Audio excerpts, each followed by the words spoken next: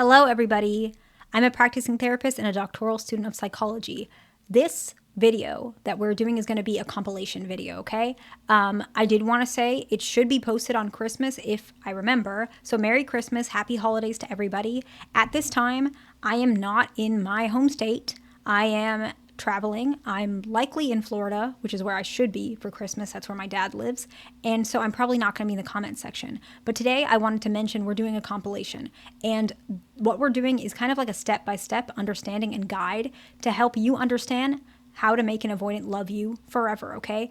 The first section that we're actually going to talk about is to truly see if your partner is an avoidant or if they are just not interested. That's our first section. And then from there, we're going to continue to progress and move forward to understanding what kind of avoidant they are, if they have a personality disorder. We're going to talk about ways for you to open up to them, for them to open up to you, also for them to signs that you can see that they love you. And then we're going to go into the possibility of if you guys are in a broken up perspective, if you guys are exes, and to know if they're going to come back. And so this is the goal. It's probably going to be a very long video, but it's made so that anybody who needs this can refer back to this entire guide instead of continuously go through the catalog on my channel, okay? And I plan to do this every now and again to help you guys. So that's the goal for today. I'm going to go ahead and go through the first clip, and then I'm going to go ahead and talk about it after you're done, okay? Today, I wanted to go over some of the ways you can tell if your partner or person that you are interested in is dismissive avoidant or fearful avoidant, or are they not interested? And I think this is something that a lot of people are curious about, and I think a lot of people deserve to know. But before we get into it, I do want to let y'all know that this is not a one-size-fits-all. I don't want you guys to get too caught up in the semantics or any of the details that I'm saying and think because your partner fits one perspective or the other, that it means that your partner is definitively not interested, or that means they definitely are avoidant. It doesn't really work like that. This is just a general guide. You guys know your partners way better than I will ever know your partner, okay? Obviously. And so I hope that you guys can take this with a grain of salt while still learning as we go. So the very first one is actually the partnership dynamics. That's kind of how I want to label the first section. Avoidant individuals, they tend to not label the relationship, but it actually displays the characteristics of being a relationship, such as exclusivity, texting, affection, seeing their partner regularly or semi-regularly, or if they're not seeing you regularly, they're still talking to you very regularly. They are loyal. They are comfortable with you. However, they get triggered when it comes to the actual terminology of commitment. And as the relationship gets forward and connects more, their trigger decreases. And so they actually become more willing to commit as the relationship progresses.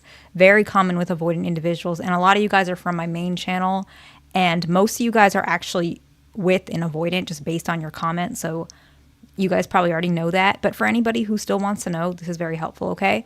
A person who is not interested and they're not a avoidant, they typically are very fine with verbally expressing love and commitment, but their actions actually show otherwise. So it's kind of the opposite of an avoidant. They actually tell you, hey, I am committed to you, or you are my girlfriend, or you are my boyfriend, or I love you, but they are breaking promises. They are in another relationship. Maybe they have a side partner, or you're the side partner, or they're married. They're ignoring you. They are telling you exactly what you want to hear, but showing you the opposite. And the avoidant individual is doing things, slowly progressing the relationship, but they are not labeling it. So very different, complete opposite, actually. But the reason why sometimes people mix it up is because you're not getting something from that person, right? For an avoidant individual, you're not getting confirmation. You're not getting that security because they're not saying it. In fact, sometimes they might say we're not in a relationship, like we have nothing, and yet it's a relationship. So it's very confusing. And then when a person's not interested, they're saying we are in a relationship, but it doesn't feel like one. And so that's why people can get this mixed up. So I do understand. The next one is bedroom intimacy, okay? Dismissive avoidance, they do tend to have intimacy in the bedroom initially, but then it decreases as the feelings deepen. However, once the healing starts and the relationship progresses, intimacy returns gradually and actually becomes much more romantic, much more connected. So much more like holding hands, looking at each other in the eyes, being more gentle with the intimacy, having it more long lasting, not necessarily doing it just for physical release, but more like a romantic connection.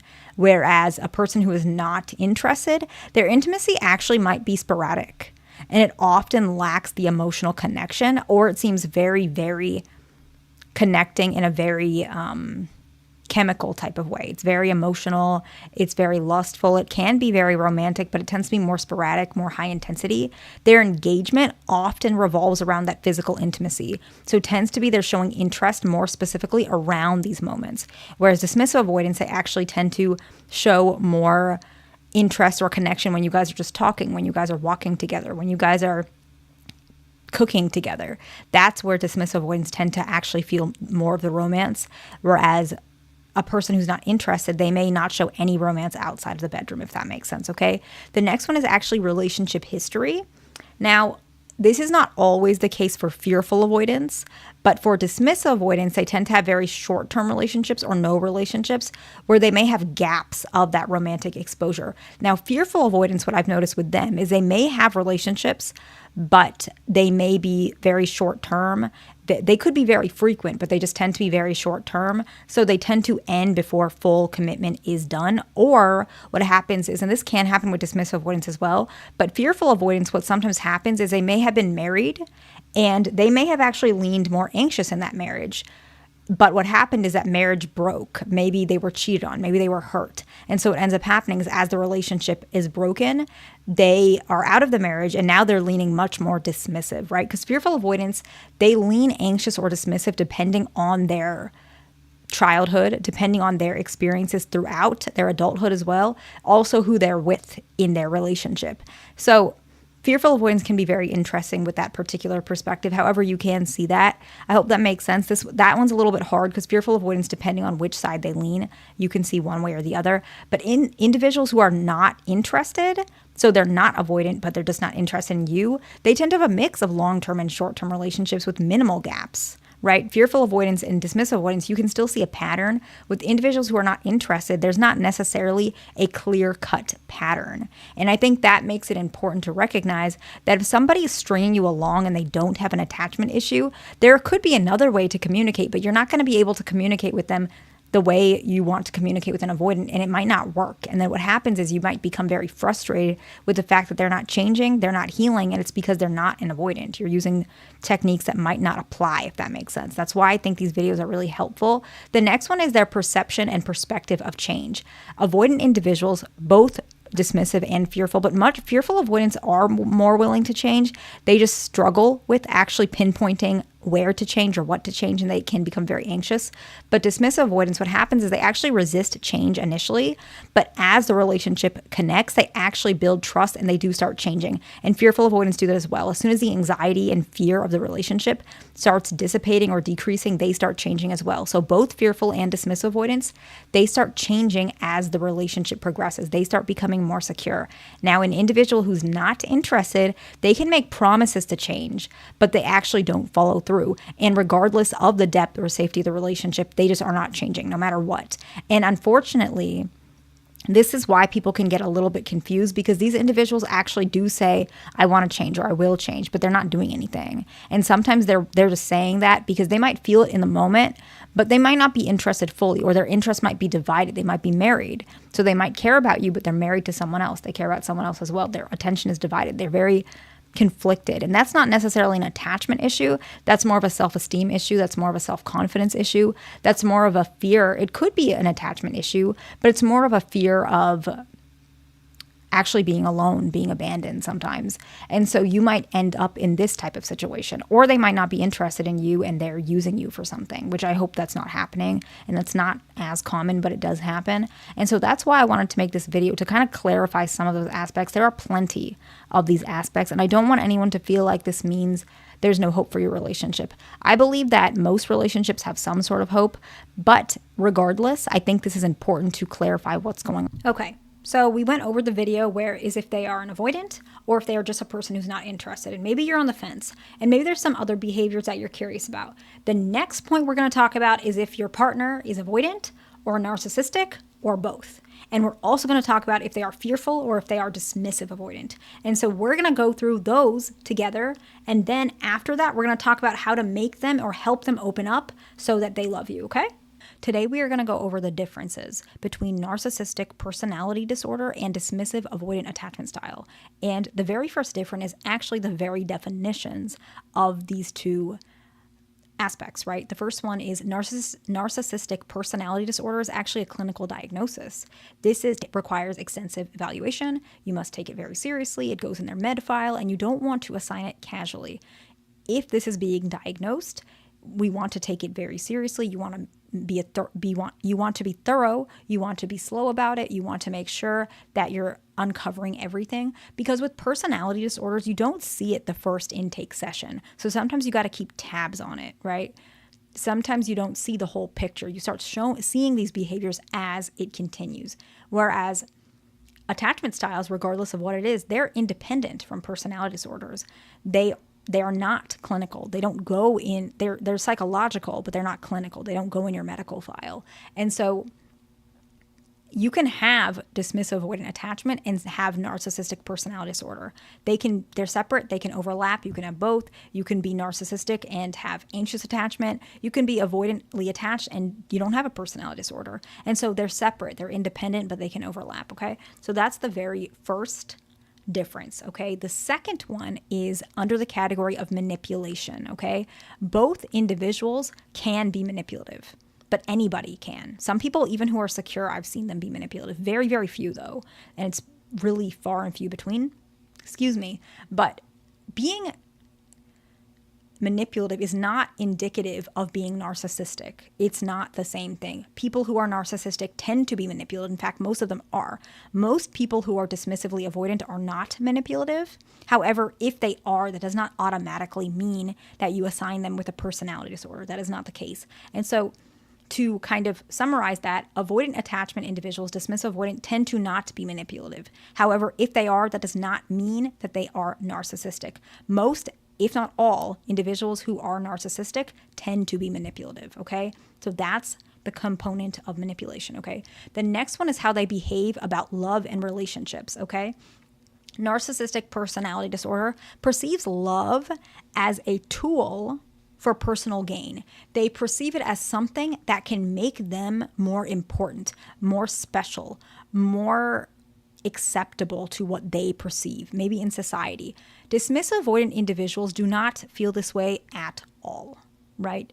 They desire love just like anybody else, but sometimes they struggle to express it due to their own struggle with themselves. Sometimes they may not even realize they desire love. And so the difference between how individuals who are narcissistic and individuals who are dismissive avoidant, the way they feel about love is almost the opposite. People who are narcissistic, they want love, very much so. They just don't want it for an emotional reason. They want it for a personal, external reason.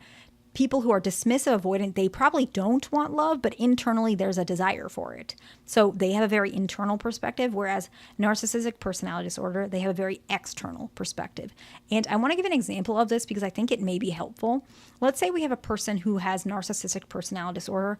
Let's say it's a female, and she believes that, because a lot of narcissistic individuals have very low self-worth, but they don't admit it. They don't act like it at all. But she believes that she really wants commitment. And she thinks the best way to get commitment is to date somebody who is Christian and military. So in her mind, that's the easiest way to get commitment. So her mind is, I don't care about who the partner is. I want commitment.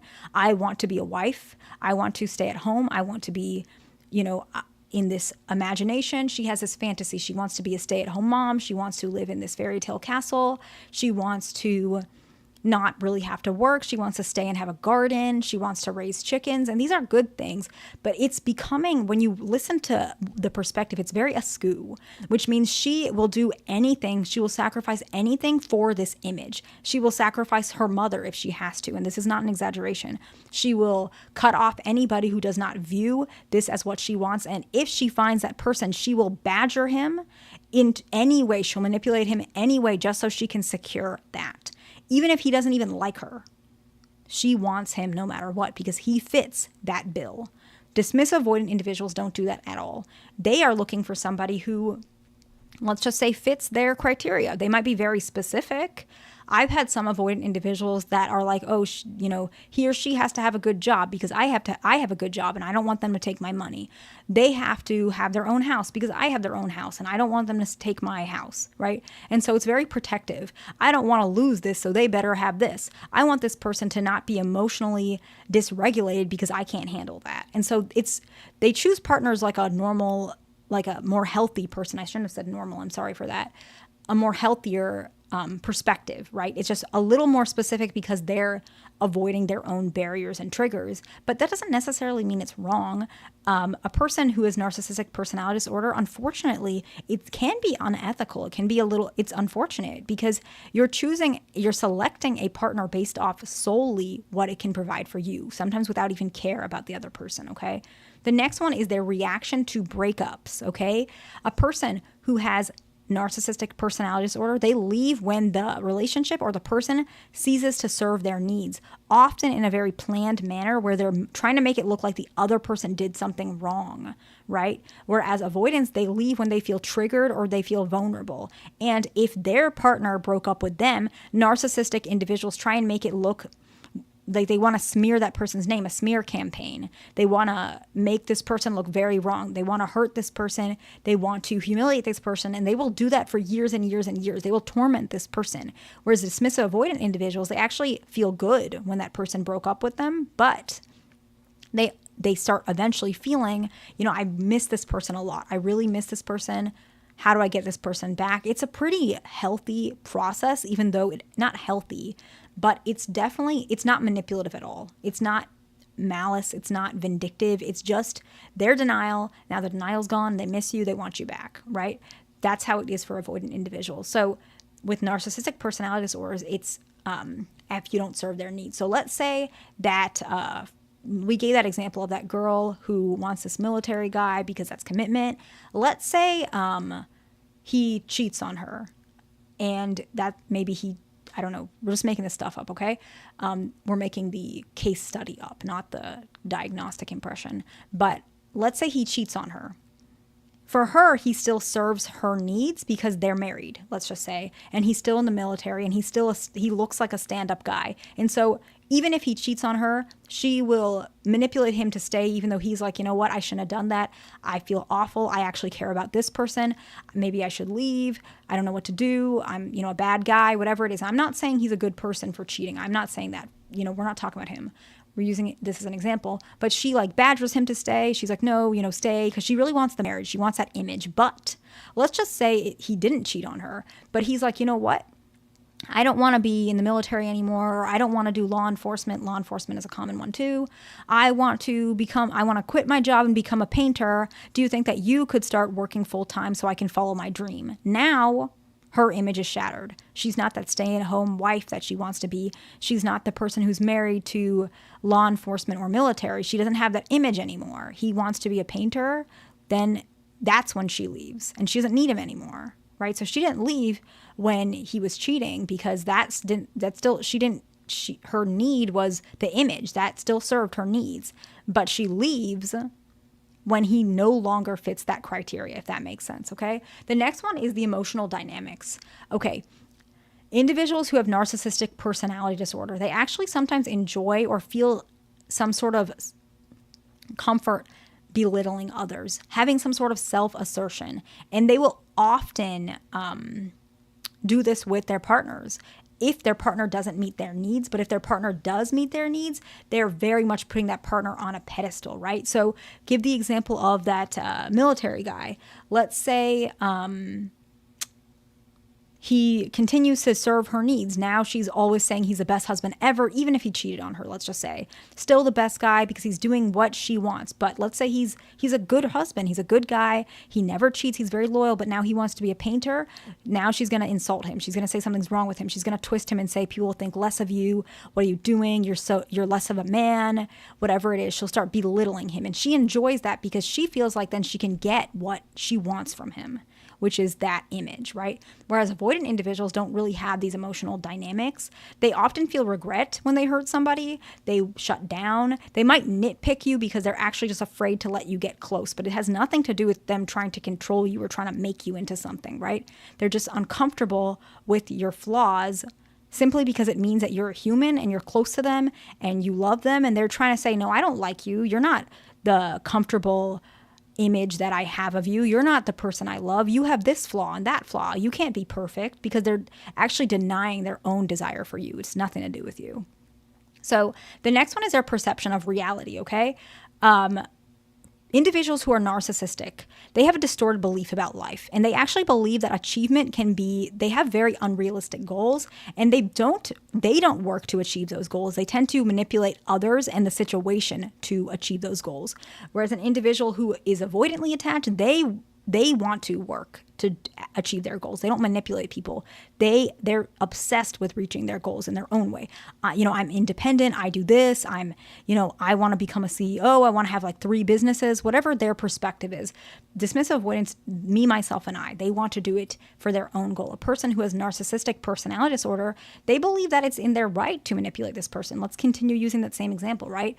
Where her goal is to be a stay-at-home wife, but she didn't do that by being a good provider in the home. She didn't do that by picking a partner who, wants that. She did it by manipulating him and making sure that he never leaves so that she can continue to have this life. Maybe he says, I want to be a painter and I want to work. I want you to work, where maybe she's going to manipulate doctors to get a diagnosis that she has a back problem and she can't work. So now his dream is shut off and he has to go back to being in law enforcement, right? So that's how that's the difference between their perception of reality and goals, okay? The next one is how they lie. Okay, so individuals with narcissistic personality disorder may lie to achieve what they desire, where if avoidants are lying, they typically do it out of shame or avoidance of conflict, right? I'm not saying is lying good, and a lot of avoidants or some avoidants do not lie, but when they do, it's typically shame or avoidance of conflict. Whereas individuals who are narcissistic, they're going to lie to achieve their desire. Maybe this person didn't even receive a diagnosis about their back being misaligned or hurt so they can't work, but maybe she just said that so that he would go back to working. So they tend to lie. The next one is the victim mentality. Individuals with narcissistic personality disorder, they tend to position themselves as victims, often blaming others for troubles. Whereas avoidant individuals, they may struggle internally, but they tend to not blame externally. In fact, they take the blame. I'm the fault. Don't stay with me. I'm a bad guy. I can't give you what you want. They blame themselves a lot. It's not a victim mentality, but very much they think they're flawed, okay? And the next one is, I think, pretty important, because this one I think is the one that people get the most confused about, because there is some overlap. It's selfishness versus self-serving, okay? So self-centered is probably a better way to put it. People who are narcissistic, they tend to have their selfishness to serve their needs.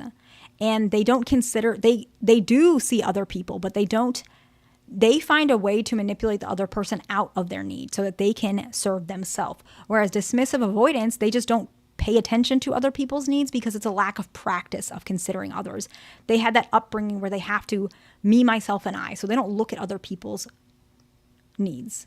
Often because they're not looking at their own needs. But if they are looking at their own needs, it's because they think that makes them strong, makes them stoic, it makes them sturdy. It's not necessarily that they think your needs don't matter or they're going to manipulate you to give them their needs. Whereas that's how a person who has narcissistic personality disorder perceives. And I do want you to understand that narcissistic personality disorder is not something people are just choosing to do. It is a sense of trauma. People who have narcissistic personality disorder, they often were in homes that had emotional neglect combined with maybe a parent who was very coddling or very who distorted their own reality, whereas they didn't teach the child to look at things from a normal perspective or a healthy perspective, but often a distorted perspective. So it is trauma. So I just want you guys to know that.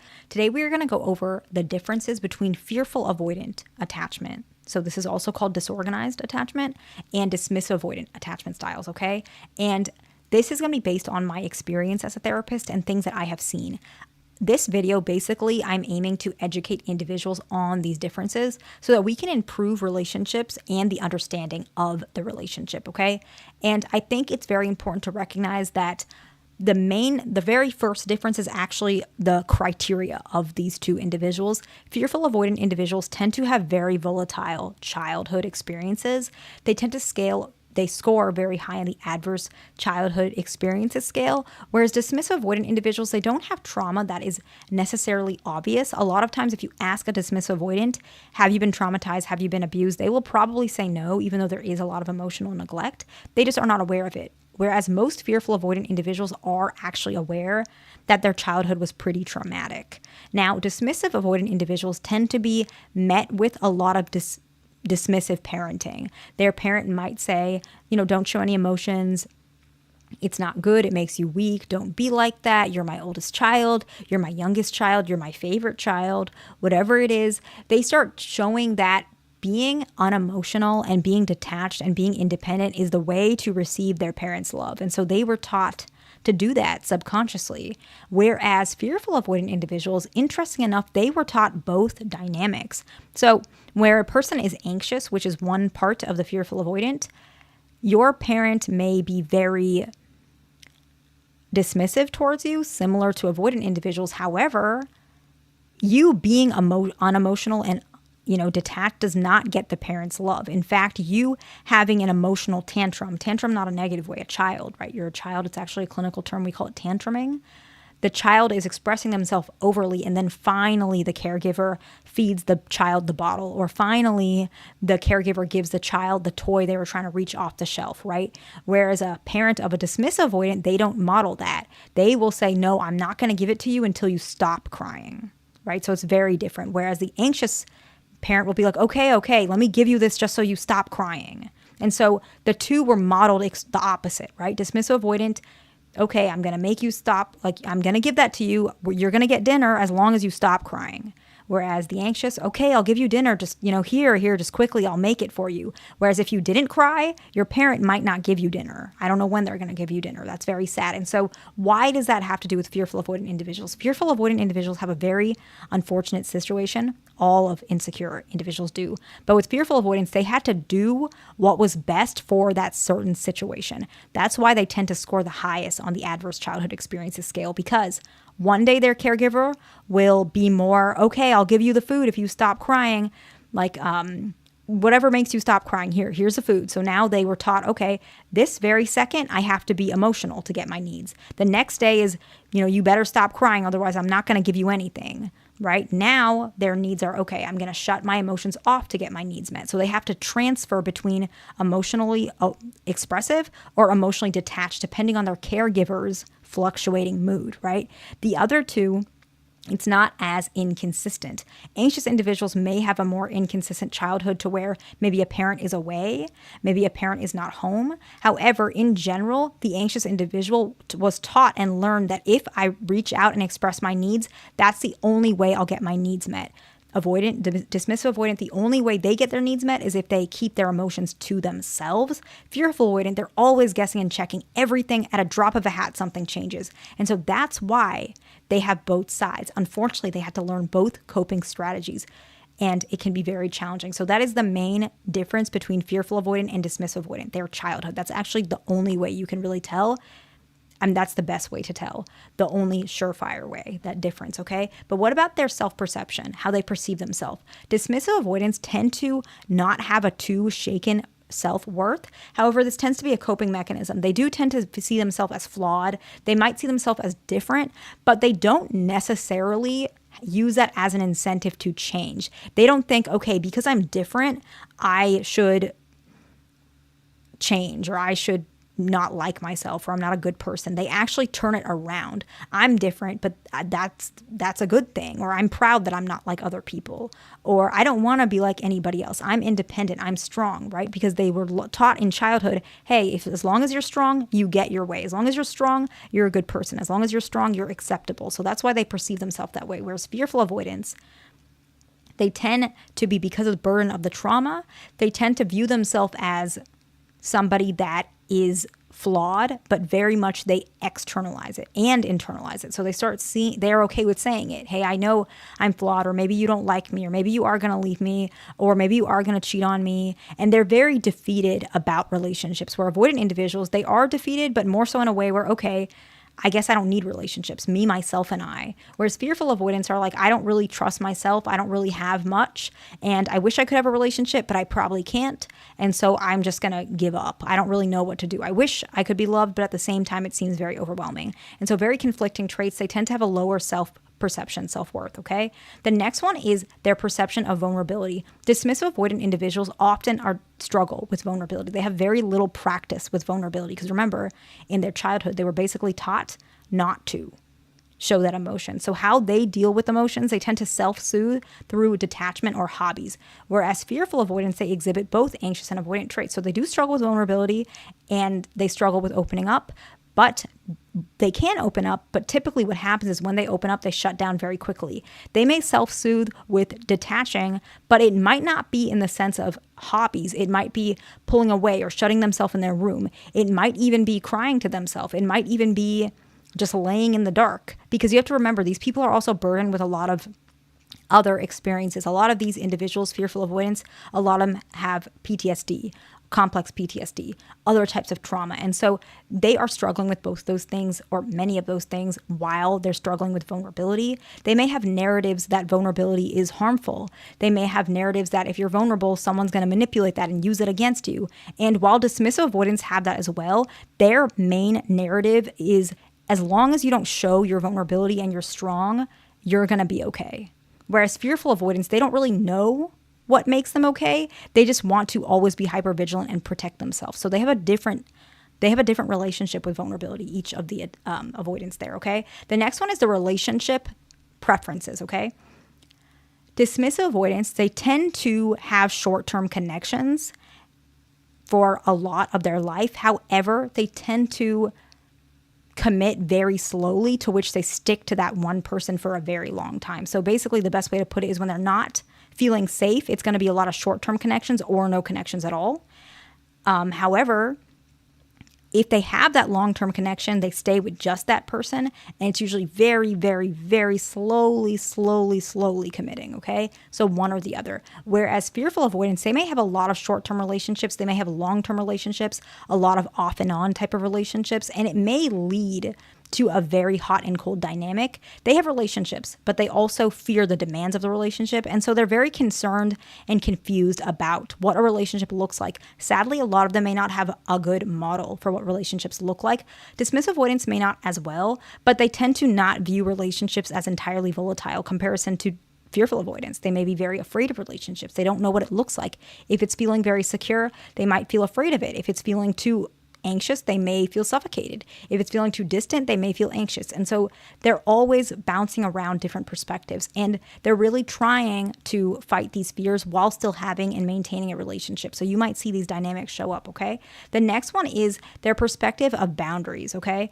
Or I guess not boundaries, but fear of compromise or the way they compromise. Dismissive avoidants tend to have very minimal awareness of their personal needs. And so what ends up happening is they may keep relationships very private. They may perceive relationships to be something that needs to be very cautious and slow towards. So they may have a lot of preferences. They may have a long list of what they want in a person, and they may test their partner a lot to make sure, is this person right for me or is it not? Because I'm not going to waste my time if it's not worth it, because I don't really like relationships all that much. And so I'm only going to commit if it's really worth it. So they're very slow to that commitment. They're very rigid. They don't want to see you at certain times. They're really uncomfortable with you infringing on their space. You'll see that a lot with dismissive avoidance. Fearful avoidance, they can be very rigid when it comes to scheduling, but they struggle with asserting those boundaries. So they may not want to see you at a certain time, but they might not tell you. So they might cancel on you more. They might ghost you because they don't want to see you at this time, but they're not really telling you. They might be uncomfortable with their boundaries being crossed. Maybe their partner is being too much, or maybe their partner is not giving them enough and they're just stuck in the middle. They're not really saying anything.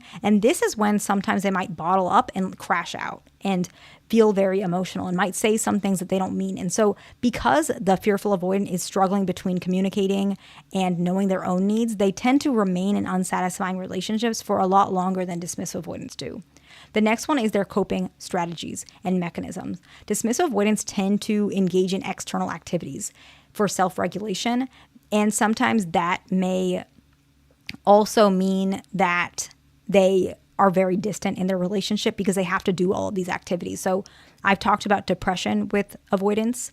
A lot of them might gamble, might drink. A lot of them might do more healthy activities, jogging, running, reading books, playing a musical instrument, having a garden, but they have all these activities, so they have a little bit less time with relationships. Fearful avoidants, what they do when they're trying to regulate is they tend to isolate, engage in mundane activities without a lot of self-soothing hobbies. So this may be like scrolling on Instagram. It might be sitting in front of the TV. It might be, I don't know, talking to ChatGPT. I think anxious individuals do that too, talking to ChatGPT. I'm not sure, but I do see this with both of them, where it's kind of like you're very anxious about something, but you don't really want to cope through it. You just want to process it in a more low stakes way, which is fine. But often what happens is fearful avoidants may also maintain contact with past relationships that they might not even want to commit to, but they may just maintain that relationship because they're afraid to hurt that person, or they use it for that small validation. And they're really struggling to cope. A lot of fearful avoidants struggle with coping mechanisms in general because, again, they had to change their coping style depending on their caregiver. So they don't really know what exactly to do or what to say. And the very last one is their emotional responses. Dismissive avoidants tend to lack sensitivity. And what ends up happening is if they're hurt about something, they tend to cut the tie off almost immediately. And they may feel very uncomfortable with disagreements.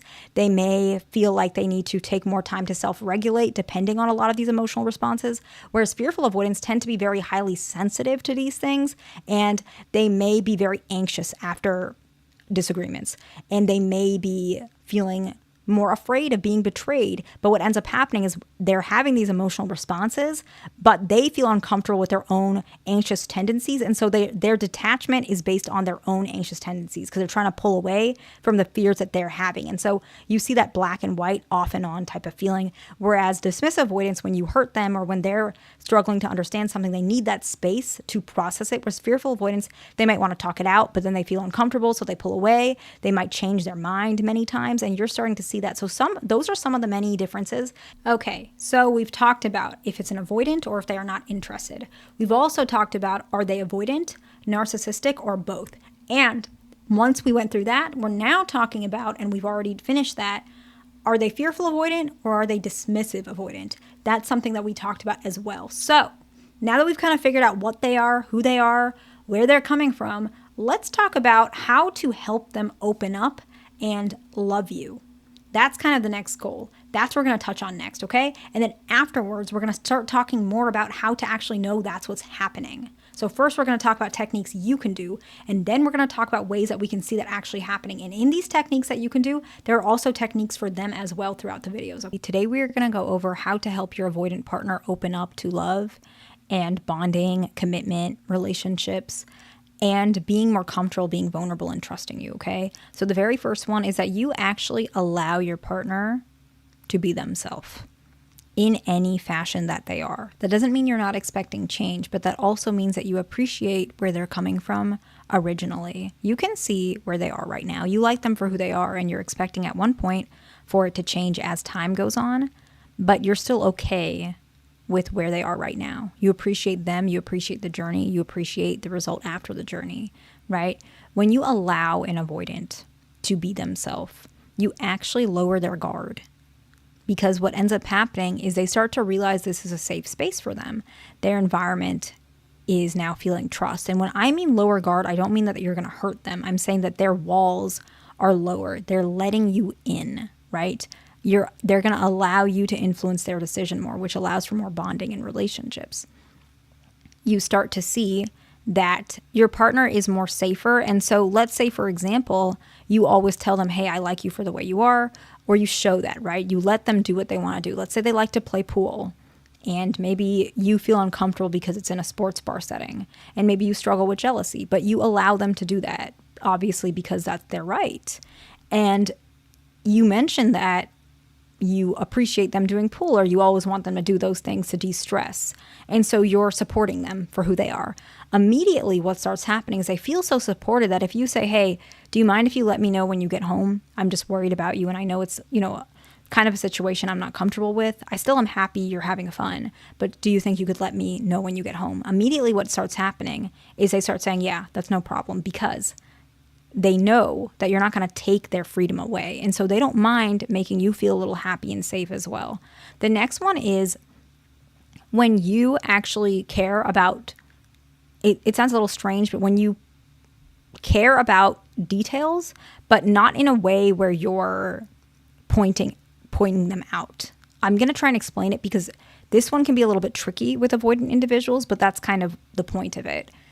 Now, if you always point at the small details and you're always like, oh, I notice you like this, or I know you always feel uncomfortable with this, or maybe you have depression or anxiety. You're like mentioning things that maybe they would feel a little bit suffocated about. That one might be a little bit later in the relationship. But in the beginning of relationships, even if you mention small things like, oh yeah, I think you did tell me that you used to play the guitar when you were younger. How did that feel when you were a teenager playing guitar with your brother? Like, what's the reason that you stopped playing, or what was the reason you got into it, right? And so you're signaling genuine interest about things that will help them to open up, but it's not about any flaw of theirs, or not too overly attention to places that they're not ready for. It's about interest, right? Maybe they said to you when they were younger that they grew up with a couple dogs, and you might say, oh yeah, I noticed that you had a couple dogs, but now you have a cat. What's the difference? What happened? Were those dogs your parents? You can start opening up when you pay attention to small things they briefly mention, because it allows them to share a side of themselves that maybe they hadn't shared with you or anybody previously, okay? The next one is that you respect their boundaries and possibly their limits at this point, right? Because sometimes they're not boundaries, they're just limits. Right now, maybe they're not ready for certain things. When a person respects an individual's need for personal space or their own feelings, boundaries, or space for themselves, alone time, without a pressure for them to change right away, what you start doing is you start fostering trust. It strengthens trust. It creates a strong foundation that maybe the individual themselves feels very appreciated by you. It also makes them feel like they have a safe space for themselves, so they don't need to fight you necessarily for that space. A lot of times, avoidant individuals, sometimes I feel like it's you versus their space. And so obviously, because they've always been for themselves, they're going to choose their space over you. So sometimes if you're fighting that all the time, they might actually want to leave because they don't get that space all the time, and you're always maybe infringing on that space, or you're trying to control that space. And I'm not saying you're doing that, but it might feel like that. But if you allow them to have that space or the boundary or whatever they need to do, if they need time after work, they just have to decompress. They can't answer the text messages as quick as you want them to when they have a rough day. You know that about them. It's not personal. You let them do that. They're going to be more willing to lean into love, okay? The next one is, a lot of times this can be pretty overwhelming. So I'm going to try and say it delicately because I also don't want to judge anyone. I'm not judging you. But sometimes people might take this in a certain way because this trait comes from trauma. A lot of people might overshare. And so avoiding oversharing in the beginning of the relationship actually helps the avoidant to feel more comfortable. I know you guys don't realize this because sometimes what happens with avoidant individuals, especially when they're younger and they don't have a lot of experience in relationships, oversharing with an anxious and avoidant, what ends up happening is they may connect very quickly. I see this sometimes. They connect very quickly because what happens is when you overshare, the avoidant individual feels like you're very emotional, and that can overcompensate for their lack of emotion. So you guys connect in that way. So what ends up happening is a relationship becomes a very crash and burn type of relationship. But if you slowly maintain a measured pace of emotional sharing, it actually helps them to genuinely connect with you, not connect with the potential of what you have, like your wound with their wound, right? Because of anxious individuals, they become very attached to avoidant individuals because they seem very confident and very mysterious, right? And avoidant individuals may be attracted to anxious individuals because they hold a very huge emotional space. And avoidant individuals want to understand how to do that. Like, they don't get that. So you guys are attached to the traits that you guys don't have in yourselves, right? And that is why oversharing can be really tricky, because it actually does not reach with the genuine parts of love. It reaches with the parts of love that you guys might not want, at least not right away, because it can create a very large or painful breakup. Not all the time, but I hope you guys get what I mean. So avoiding oversharing can actually help an avoidant to open up because it's measured and it's slow, because you're trying to you're trying to show that I'm a genuine person, right? Because sometimes oversharing, especially if an avoidant has had trauma with an anxious partner where it was oversharing, not that the anxious partner meant anything, but maybe the relationship crashed and burned. Now they might be even more cautious. So oversharing, they might perceive it as a red flag because of that history. And so they might think it's like a potential agenda. Maybe you're trying to get them to open up. You're trying to get them to feel a type of way. And so by you maintaining a more structured approach where you're opening up slowly in a secure fashion, they might actually lean into opening up as well, okay?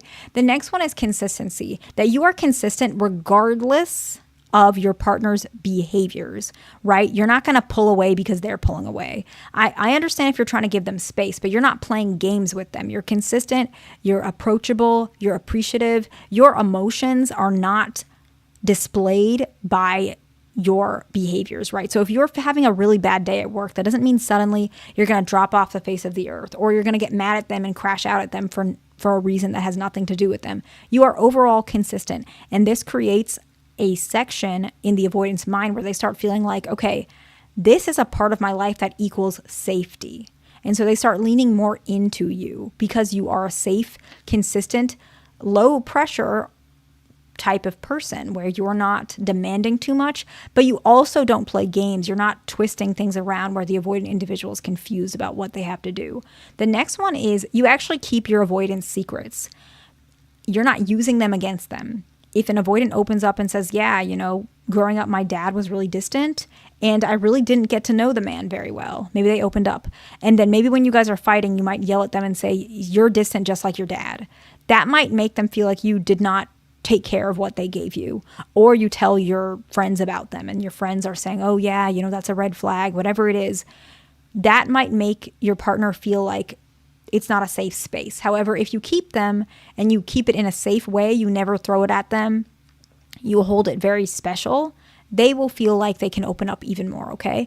And the next one is accepting responsibility of your portion of the disagreement. In general, everybody makes mistakes. By you accepting that responsibility, I made that mistake, I acknowledge that, they might feel more open to loving you, okay? So I'm going to go ahead and summarize this and then we're going to wrap this up, okay? So the ways that an avoidant will feel open to loving you is if you allow them to be themselves. If you give attention to details about their interests, if you respect their boundaries, if you avoid oversharing, if you're consistent, if you keep their secrets, and if you accept responsibility for your portion of the disagreement. Today, I wanted to go over some things that you, as a partner to an avoidant, that you can master or specify, kind of hone those skills so that your partner can see the value of you more. Every single person, regardless of your attachment style, we have a very specific way that we see value. It's based on our entire life, which is why attachment styles is a good way to kind of determine what a person values, because most people who have a certain attachment style, their criteria fit with others who have that same criteria. They have a similar childhood, but still, it's still specific of the individual. So every video I make, not a one size fits all approach. And so why would you want to be valued by your partner? Avoidant individuals, who they value, and this is for most people, they're going to try to change for that person. They're going to try and treat them right. They're going to keep them in their life. And so if you love your partner, being valued by them is pretty fundamental. So why don't we go ahead and jump right in? How can you make yourself be perceived as valuable based on their perception of value? And then, of course, you want them to do the same thing, okay? So the most important one, I would say, or one of the most important ones, and this is more specific if you're anxious attached, but also fearful, okay? Leaning anxious. When you are able to make decisions without always having to explain the reasoning behind them, okay? So don't feel the need to always explain your reason. The reason why is it allows you to feel more confident in your own decision making, but this part is the most important part of this particular aspect. When you make decisions of your own perspective, not always asking your partner or copying them or making sure it's okay with them, some of the time, depends on the decision, you're adding value to the relationship because you're adding new perspectives based on your own reasoning, which adds a greater sense of desire for them because you added to their reasoning, okay? So Let's say, for example, you want to make a financial decision. Maybe for whatever reason, you feel like this is a good opportunity for you to buy a certain stock and they don't agree, or you know they're not going to agree, but you have a feeling that you want to do this. You believe that you're going to get your money's worth. You don't need to explain to them. Just say, I really believe in this. This is the way it is. You can briefly explain if you want to, but go ahead and do it. You can take that risk. It doesn't mean all the time. Everything is moderation, right? But I hope y'all know what I mean. You go ahead and do what you need to do. What happens is, first of all, your partner starts valuing and respecting you more, but you also added new knowledge for the relationship. They might think, oh, that is a good idea. That makes sense. Or that was really impressive. They will start to recognize that you in of itself, because avoidants are very specific, you in of itself adds to their life.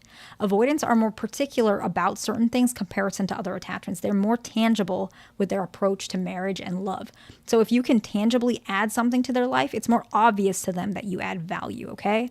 That's something to keep in mind. So you don't always have to explain your reasoning behind your decision. Sometimes you got to trust yourself because you add, you learn, and that adds to the relationship. That means more value in the relationship, which equals a greater desire for commitment, okay? The next one is, this can always help add value in any relationship. You appreciate, and you tell them that you appreciate what they do for you. They might not be the best partner. I know a lot of them are not as great as you would like, and I can appreciate that. But you can still appreciate what they do. A lot of you guys, actually, most of my followers, to be completely honest, you guys are in pretty healthy relationships with avoidance. So you guys probably know this one like the back of your hand because I read your comments, right? I know most of you guys are in pretty happy relationships. Even if it's not where you want it to be, you can see a lot of the progress. And I read a lot of what you guys are saying. Most of you guys are with good people. So I'm really happy for you. And I know that you guys show appreciation. So this one might be a little bit like already you guys know it, but still, I want you to share it for anyone who's new. Anytime that you appreciate what your partner does for you and you say it, this reinforces them to continue to do it, but they also recognize, wow, this person is an appreciative person. This person is an open person. This person is respectful. They're non-judgmental, and that adds value to them. I want to be like them, or I want to make them happy.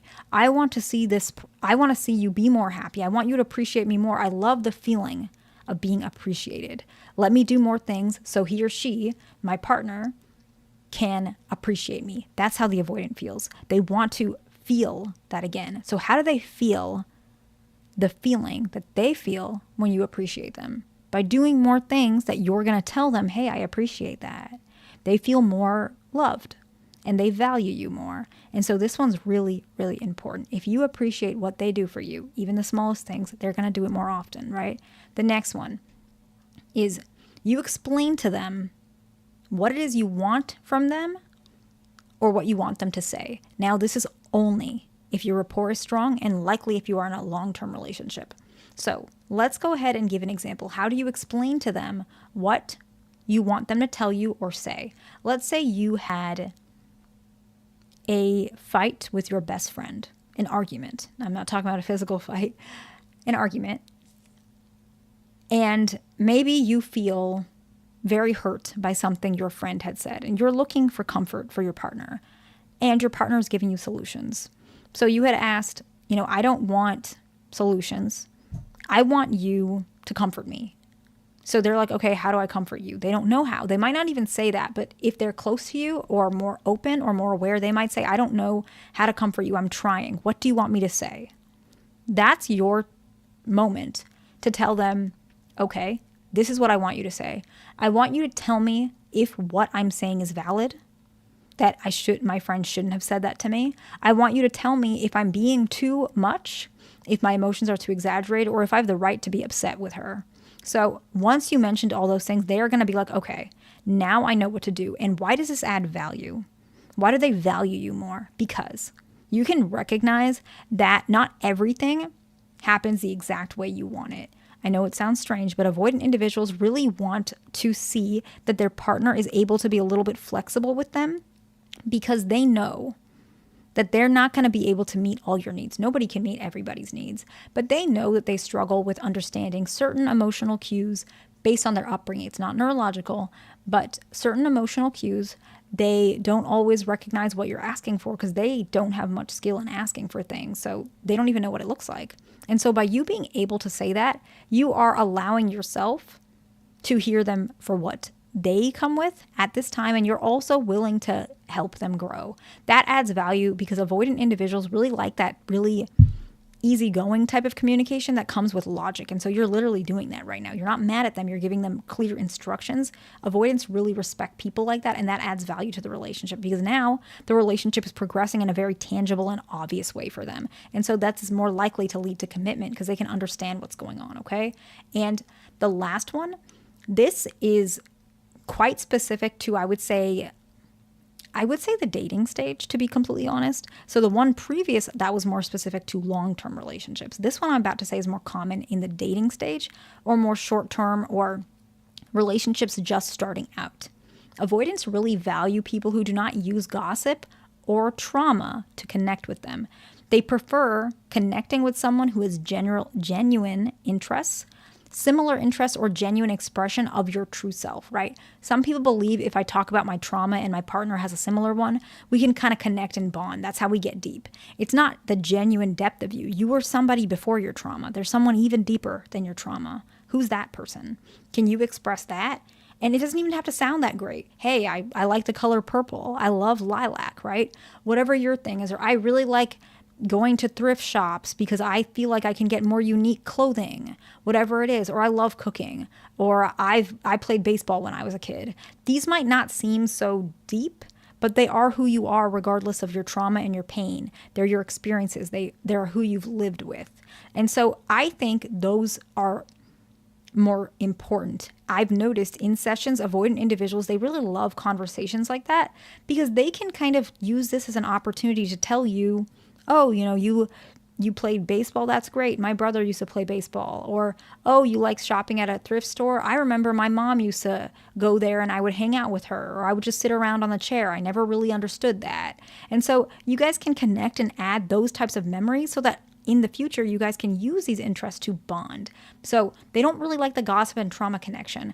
Sometimes it can be something that avoidants actually find very off-putting. And so these are the 4 ways that avoidants can start feeling like you are valuable to them, okay?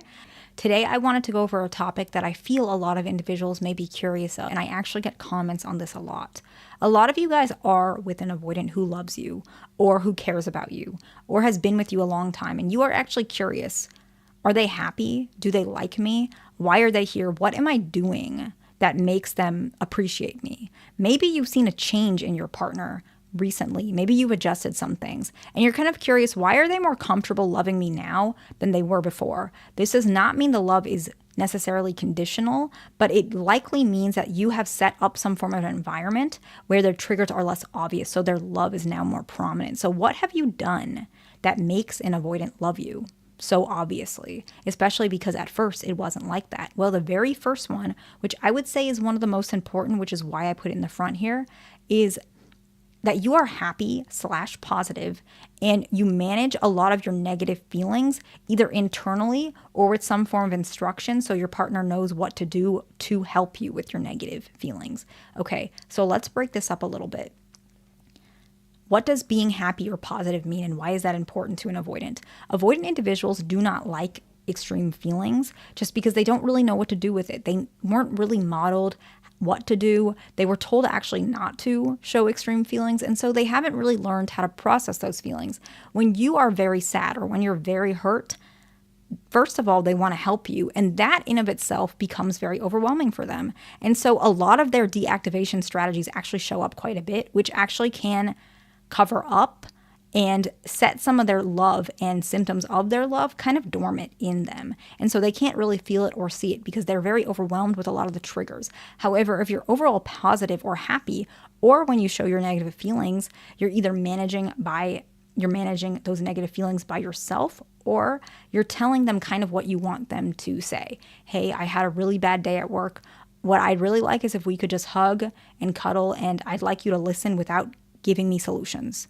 I just want to talk and vent and get it off my chest. That's easier. It's less overwhelming, and that makes an avoidant feel like they love you because you are managing actually their triggers, and it makes them feel very loved and appreciated. Think about it like this. If you're an anxious attached individual and you feel very uncomfortable that your partner has a friend of the opposite sex, and your partner has no problem reassuring you, they have decided, okay, I'm going to reassure you and I'm going to create distance with this friend because you're saying that you feel like there's something nefarious on the friend side and I want to respect my partner.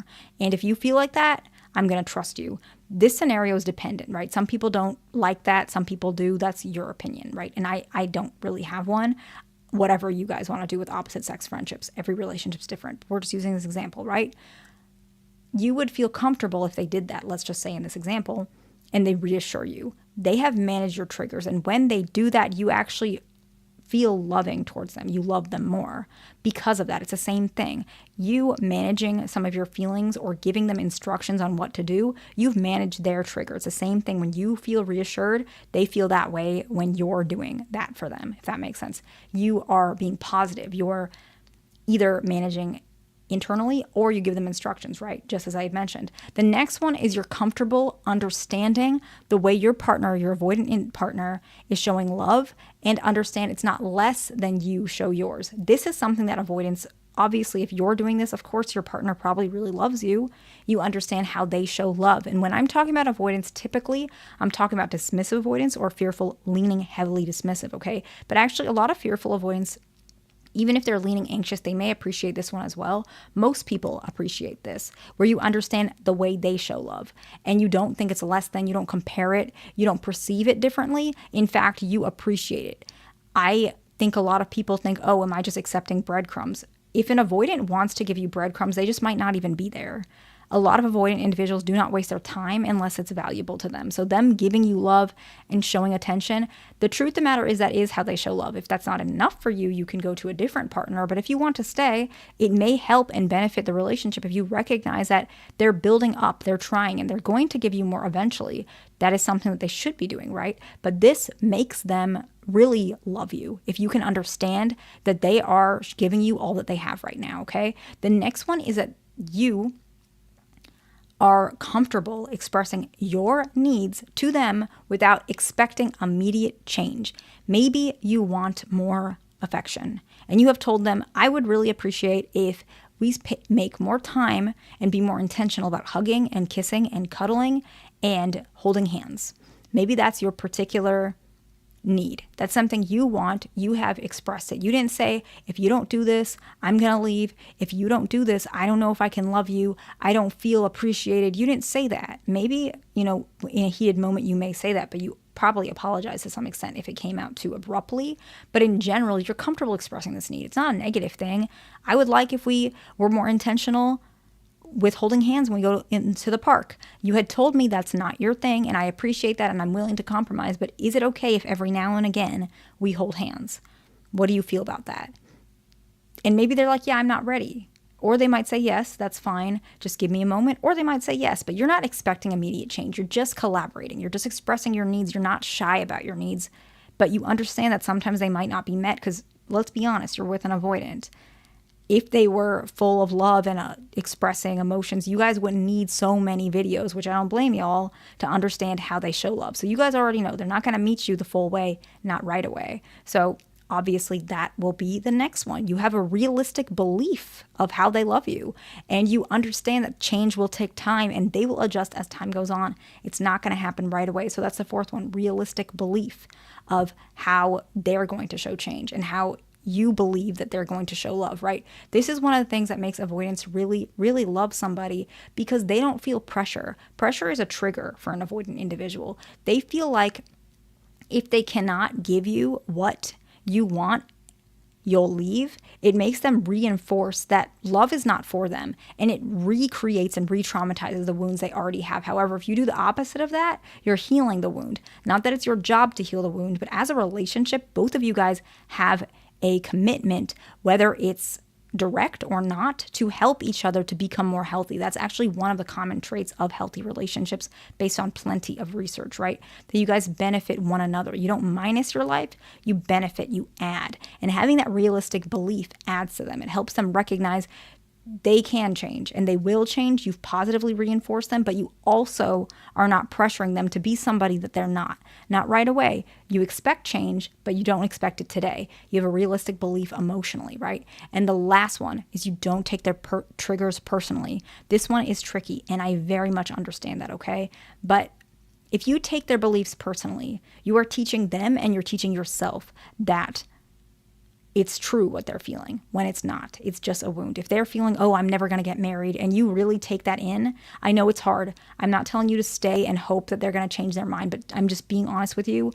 Most avoidants that say, oh, I'm never going to get married, I'm never going to have kids, I never want to be loved, I'm meant to be alone, they're triggered. They might even say it very straight up. It doesn't even seem like they're triggered, but I'm telling you they are. Avoidants are masters at managing high levels of emotion. They might say something so serious, there's no trigger, there's no emotion, and you might think, wow, like this can't be a trigger. They're saying it so calm. I'm telling you that's not true. And funny enough, they might not even be masters. I was probably wrong about that to some extent. They think they're masters, right? And you might even believe them. Their belief is so strong that they're so good at managing their feelings. And I remember, because I used to be like that. They're so, in control of their feelings. They have that strong confidence that you believe that. But don't fall for it. I'm telling you. When they have even those heightened emotions, even if it's just a little bit, it's a trigger. Believe that you know them sometimes better than they know themselves. I'm not saying all the time, but this is the part of relationships. I work with couples all the time. I have, seen where I work with a couple and I ask him, like, what medicine are you on? What medication are you on? And he has literally no clue, and his wife knows everything.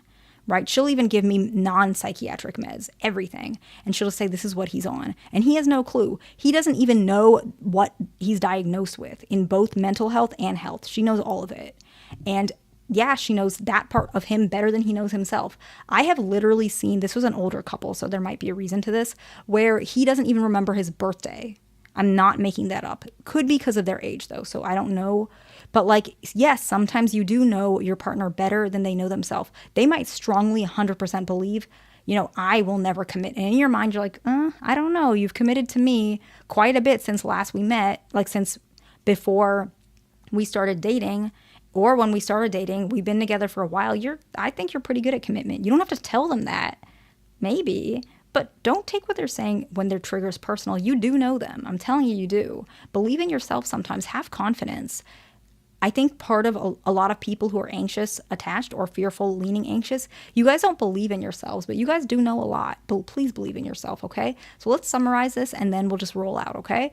The first one is that if you are happy and positive, or you manage your negative feelings / give them instructions about what to do, this makes an avoidant love you. The next one is you're comfortable understanding the way an avoidant shows love, and you understand that it's not less than the way you show love, okay? That makes an avoidant love you. The third one is that you're comfortable expressing your own needs without expecting immediate change. That also makes an avoidant love you. The fourth one is that you have a realistic belief that they will in fact change and they'll adjust as time goes on, but not right away. That makes an avoidant love you. And the very last one is you don't take their triggers personally and you trust yourself, okay? Okay, so now we've discussed ways that you can kind of open up and they can open up to trust you, to be more comfortable committing to you. But now let's talk about if we see progress with that, okay? How do we know an avoidant loves you? Some ways that we can see their behaviors, but also how they talk to you, how they communicate, the questions they ask you. Those are the things that we're going to talk about after this particular point. And then after that, we're going to go into more deeper commitment. After this section, we're going to start moving on to if they're going to propose to you. Then we're going to talk about signs if they may not love you, what to do if they're losing interest, and other aspects that we can kind of touch on before we actually wrap this compilation up. Today, we're going to go over some traits and signs that we can know that an avoidant, dismissive, or fearful leaning dismissive feels deep attachment towards you. It means that you're very valuable to them. It means they love you. They're very attached to you. And if you left, that absence would be very powerful to the point they would probably feel a lot of pain and a lot of heartbreak because they are so extremely attached to you. It's deep attachment, right? It's not just small attachment here and there like friendships. It's very deep. It's very romantic. And the reason why I think this is very important, because avoidant individuals show this in a very specific way. And I think a lot of people might miss the signs. And actually the very first one is extremely specific, and it's very easy to miss. And it's basically they notice any noises that you make, feelings of discomfort, or something that others might not notice as much. And maybe they used to not notice, but now they're paying attention. So let's just say we have an example. This one comes up a lot, where patients kind of mention things that this happens, like the dismissive avoidant says that this is a sign that they show that they care. Let's say the partner, let's say it's a female fearful avoidant and we have a male dismissive avoidant. And the female fearful avoidant, let's say the pair is going on a walk together. They're taking a walk, and let's just say she is on her cycle, her menstrual cycle, and she had a little bit of a cramp.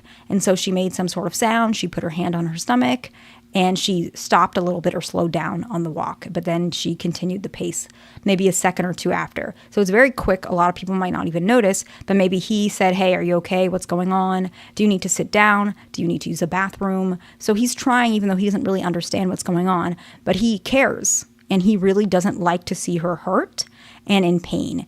And he also wants to show up and show, like, I want to show her that I can be there for her and make her feel very loved, because she makes me feel very loved and I'm attached to her. And subconsciously, anybody, but even avoidants, when they start feeling very deep attachment for someone, they start wanting to give them more. Like they want to give to you. And you start seeing that this is a form of giving, right? What can I do for you? How can I make you feel better? What's going on? And so you might start seeing that, okay? The very next one, I really like this one, and this was actually the one that inspired me to make this video because it happened very recently with one of my patients on my caseload.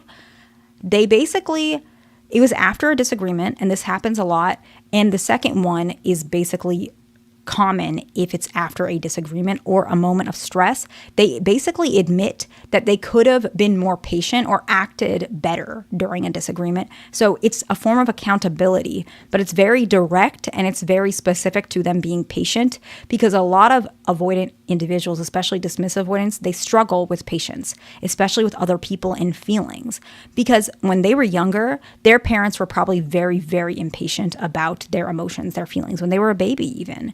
And so they pick that up because they feel like that's how you're supposed to act, because that's just what they were taught. It was modeled in their family. And so they became very impatient about, let's say, emotions that you had during this disagreement or this moment of stress. And they recognize that, and then they admit they could have been more patient. And it shows accountability, but it also shows that they want to do even better going forward. They want to be there and they want to show up for you, because they don't want you to feel that they're impatient. They don't want you to feel like they're not attached to you, because if they're not attached to you, or they don't show that, you may leave them, and they don't want that, because we're talking about very deep attachment where the heartbreak, if it occurs, it'll very much hurt them. It'll shake their world and their reality. And so they don't want to do that.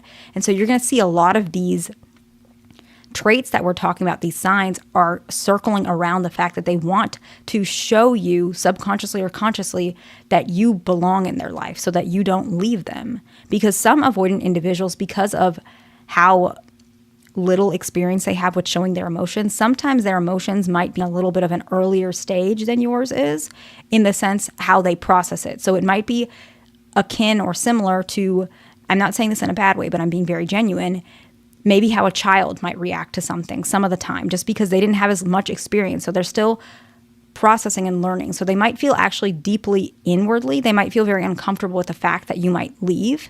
And so they want to show up to make sure of it. Sometimes it's hard for them to communicate, hey, I really just want to let you know I really care about you.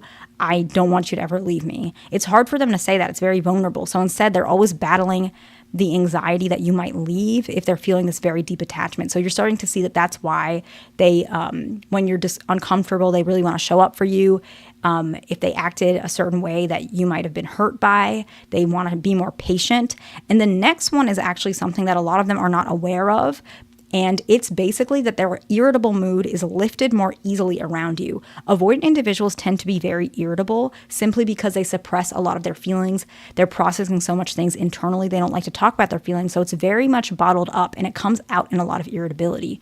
But when you're around, your presence is so calming and so relaxing that their irritable mood is lifted.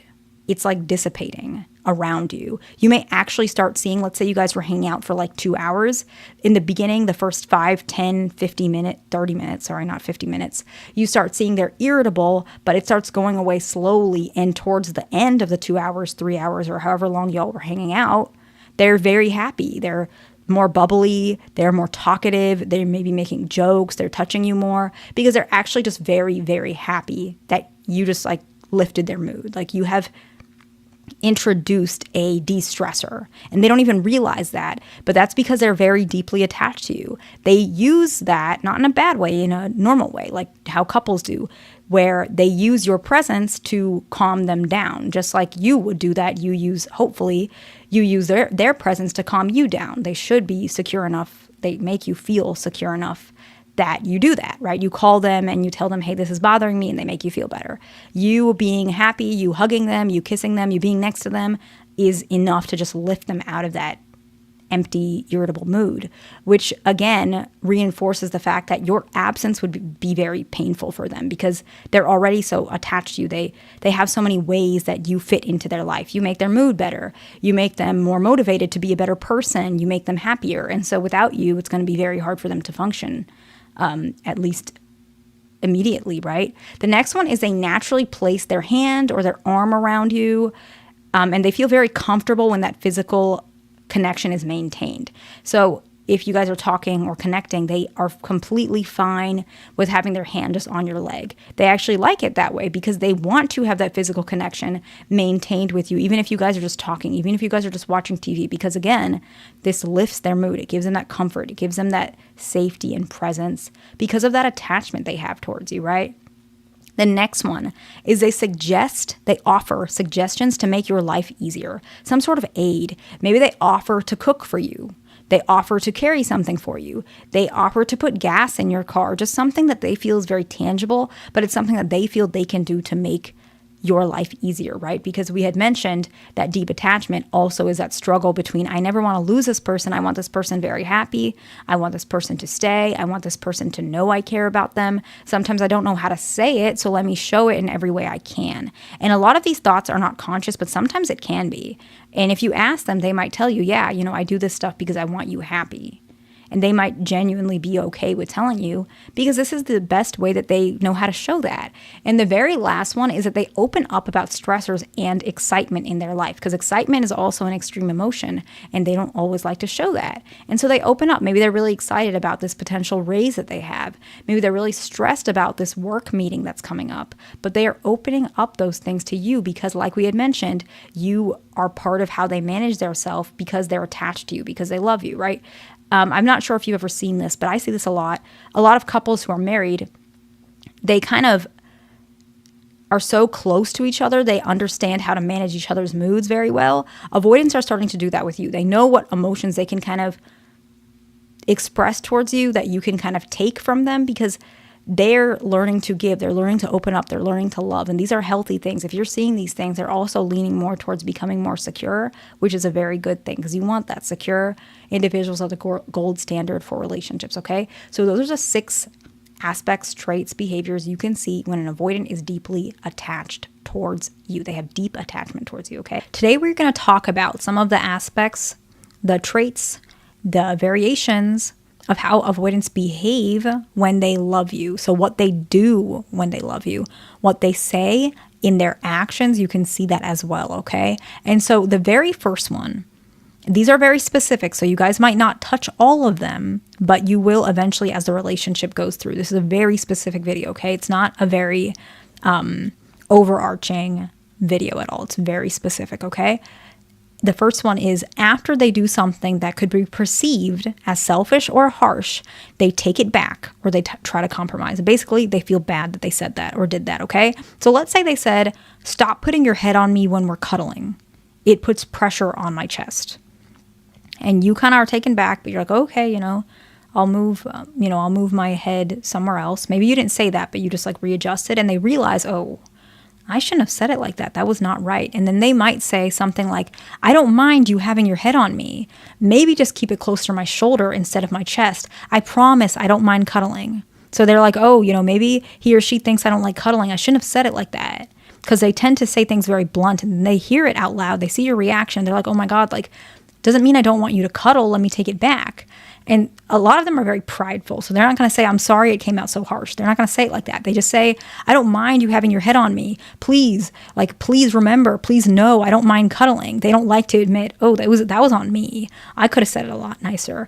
Often if they start opening up, they might be more willing to say that, but often they kind of stay prideful for, at least the beginning or even the first decade or so of the relationship. I know that's a lot. Doesn't mean that all of them are like that, but I've seen it happen. But that doesn't mean they don't want to change. That doesn't mean they don't want to reassure you. And they might even say, well, I didn't mean it like that. I hope you didn't take it wrong, right? They might start trying to back up a little bit, try and fix that so that you don't leave them or withhold affection. Not that you're doing it on purpose, but maybe you think it'll make them happy if you stop cuddling. So you might take it like that. And they don't want that to happen because they like you. They love you, right? The next one is they're more flexible with money regarding you. Now, avoidant individuals, you guys know this. This is very common in a lot of videos I bring up, right?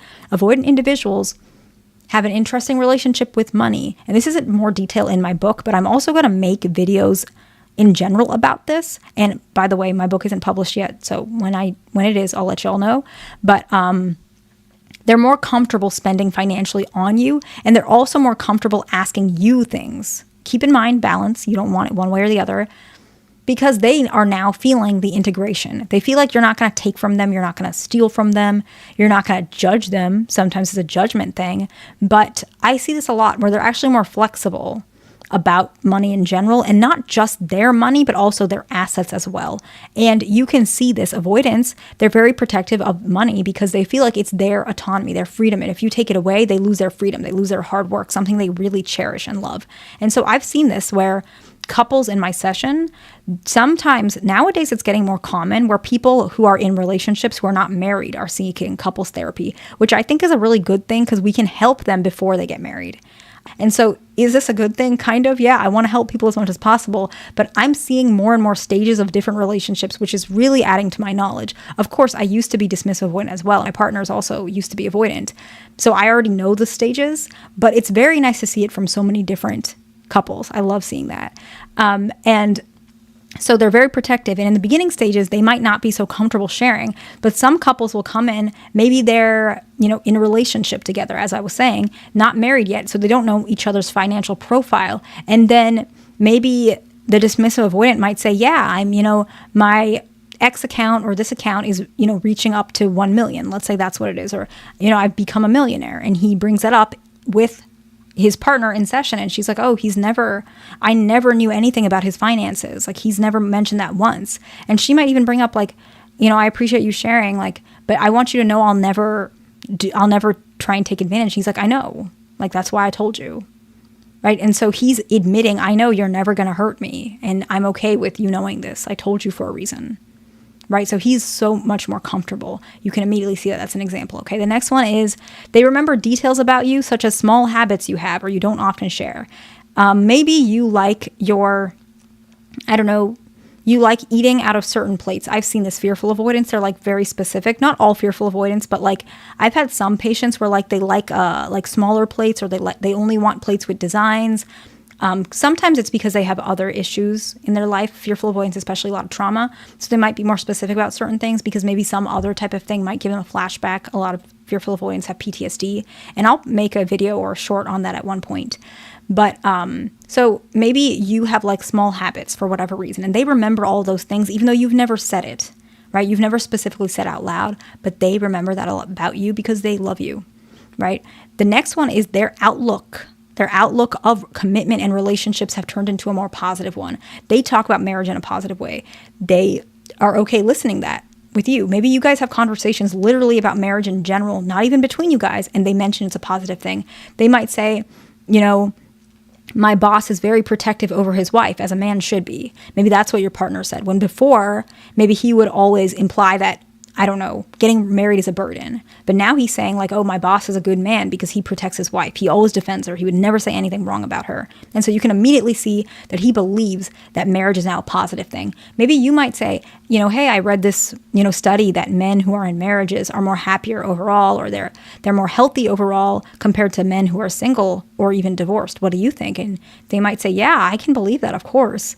They might even add, even being with somebody who you're trusting and committed to really feels great, and I can really understand that. And so their perspective of commitment is just so much more positive. They believe that commitment is now a good thing, or it's better than they used to think, which is a very big sign in general. They're probably going to commit to you. They really do love you.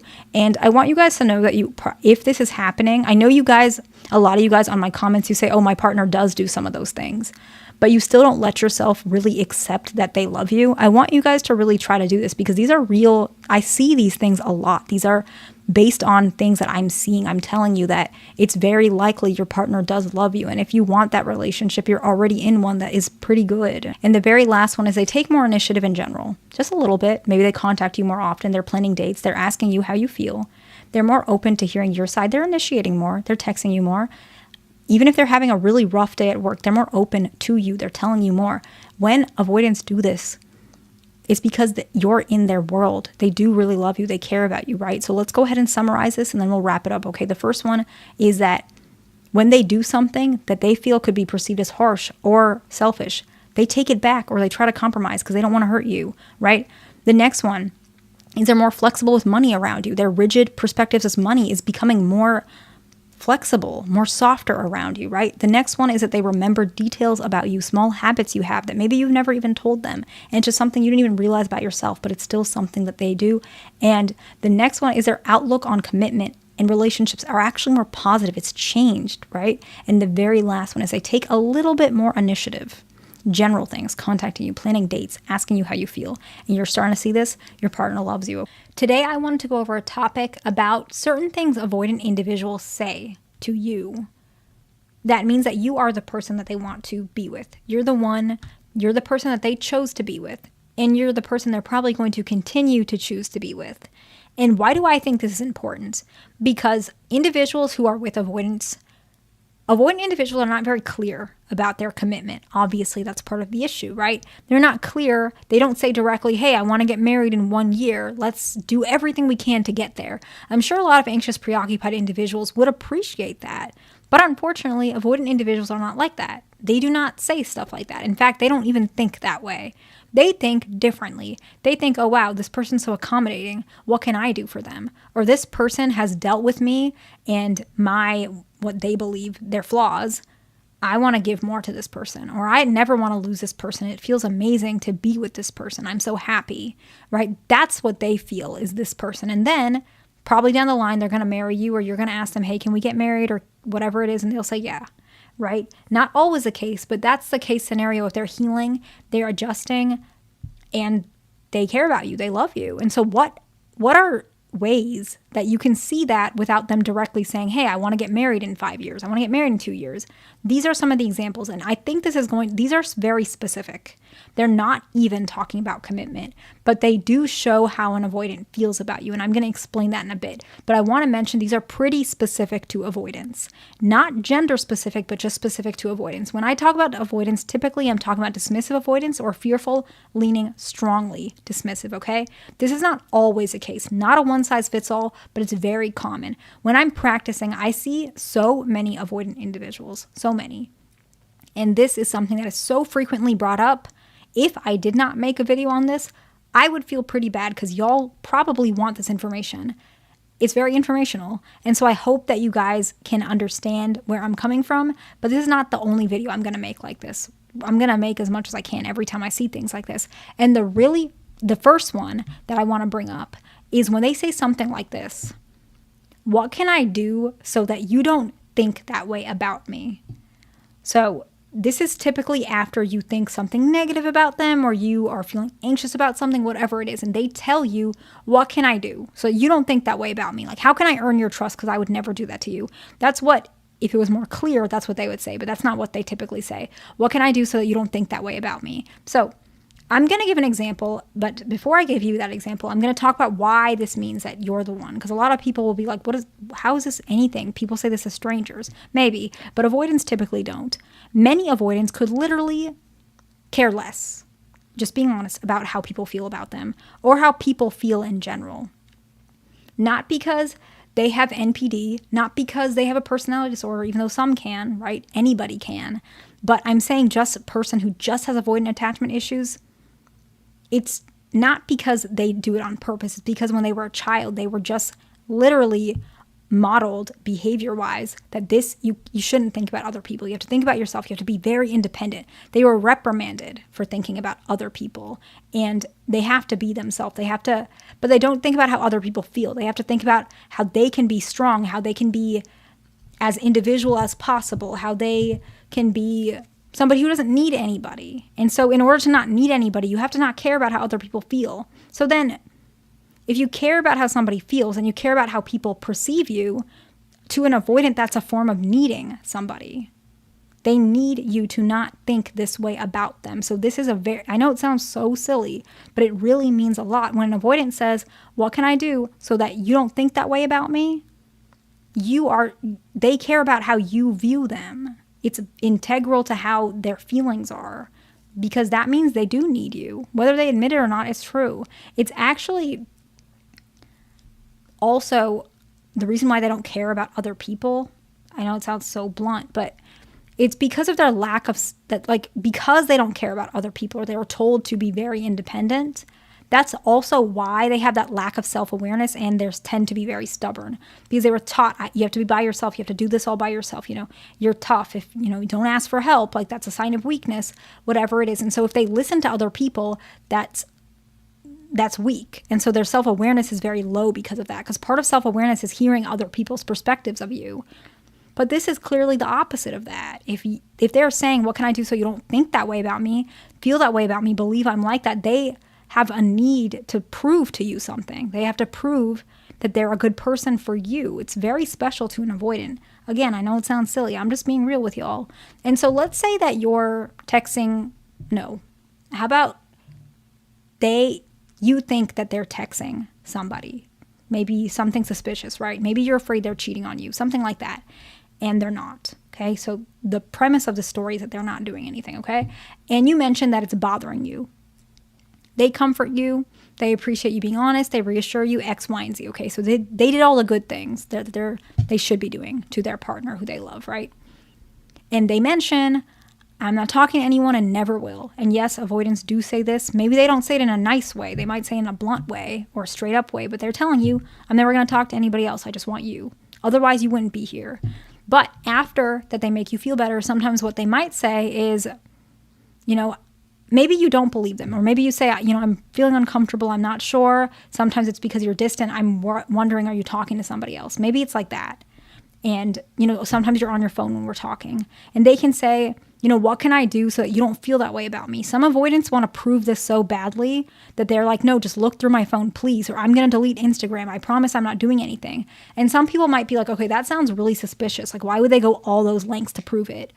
No, often they're not doing anything. But it just, their perspective of you feeling this way about them is hurtful to them.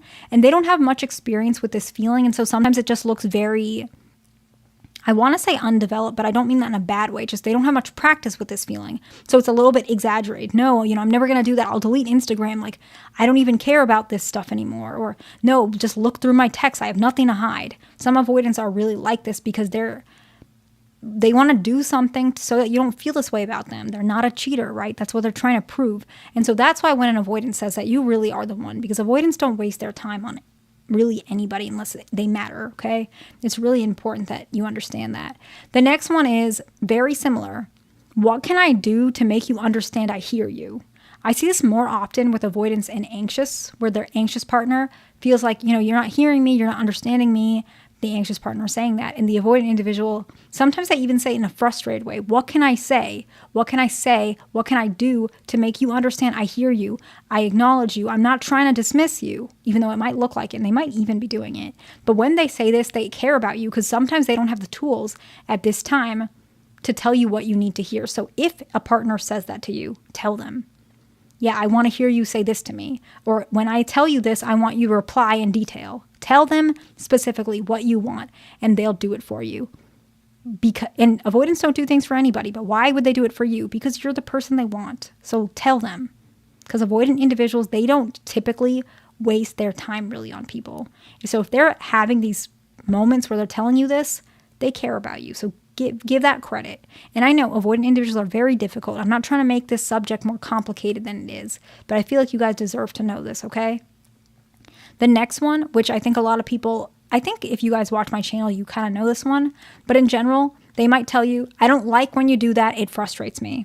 They point something out that you do that they don't like. Why does this mean that you're the one? Why does this mean they care about you? Because avoidant individuals, if they don't like something, they're either going to distance themselves, they're going to cut you off, or they just don't care enough to let it bother them. But if they're telling you, I don't like when you do that, it frustrates me, what does that mean? It means I trust you, that I can get my needs met by you. So if I tell you this, please take it seriously. They're opening up to you. It's pretty important that avoidant individuals, this is a skill they need to learn anyways to heal. And the fact that they're already doing that towards you, the person that they love, they appreciate, they believe that you will do that for them. And by the way, if an avoidant is doing this to you, you probably proved it. I'm not saying you should prove yourself, but you probably earned it pretty well.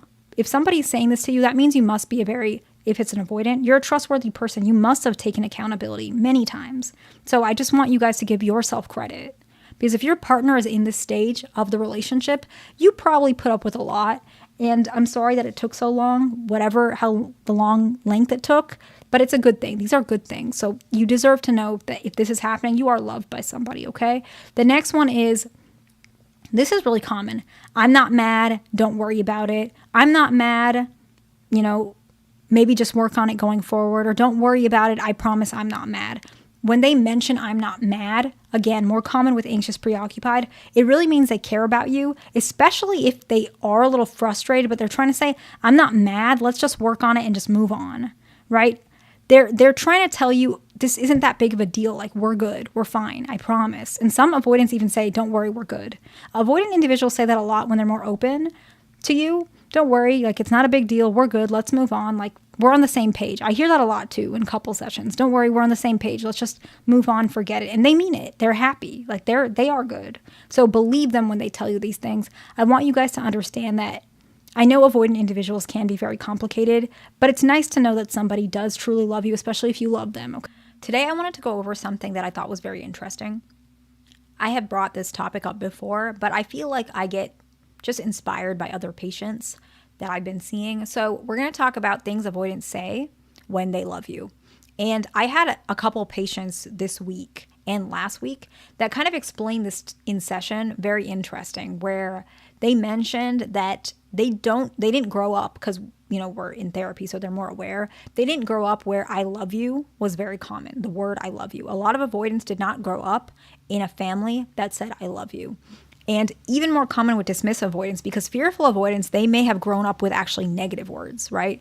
And so, interesting enough, fearful avoidants do have some awareness of the word or saying I love you, because they were told maybe the opposite. A lot of fearful avoidants have an extensive amount of trauma. Of course, all attachment issues do, but when I'm talking fearful avoidance particularly, and a lot of you guys are fearful avoidant, you guys score pretty high on the adverse childhood experiences scale or assessment, right? And you guys typically score the highest. And so that's not lost on me. And so because of that, fearful avoidance, their natural innate instinct starts to be completely exposed, because a lot of their needs are not being met in so many ways. They're in survival mode. And so in that way, they know what love is somewhat, because they know what love is not. Dismissive avoidance, yes, they know what love is. All attachment styles, they learn what love is as you grow, whatever it is. And love is different for every person to some extent. But avoidance, because dismissive avoidance particularly, they didn't grow up in such a volatile environment. And so the word I love you might be something they don't know to say. But the very first thing that avoidants say when they love you without directly saying I love you is, I know I am difficult and I appreciate you understanding me. I know, doesn't sound like love, but hear me out and I'll explain it, okay? Avoidant individuals don't really have much self-awareness or acknowledge how much they affect other people because they're very independent. And so what ends up happening is if they love somebody and they're very attached to this particular person, they start being more empathetic towards this person.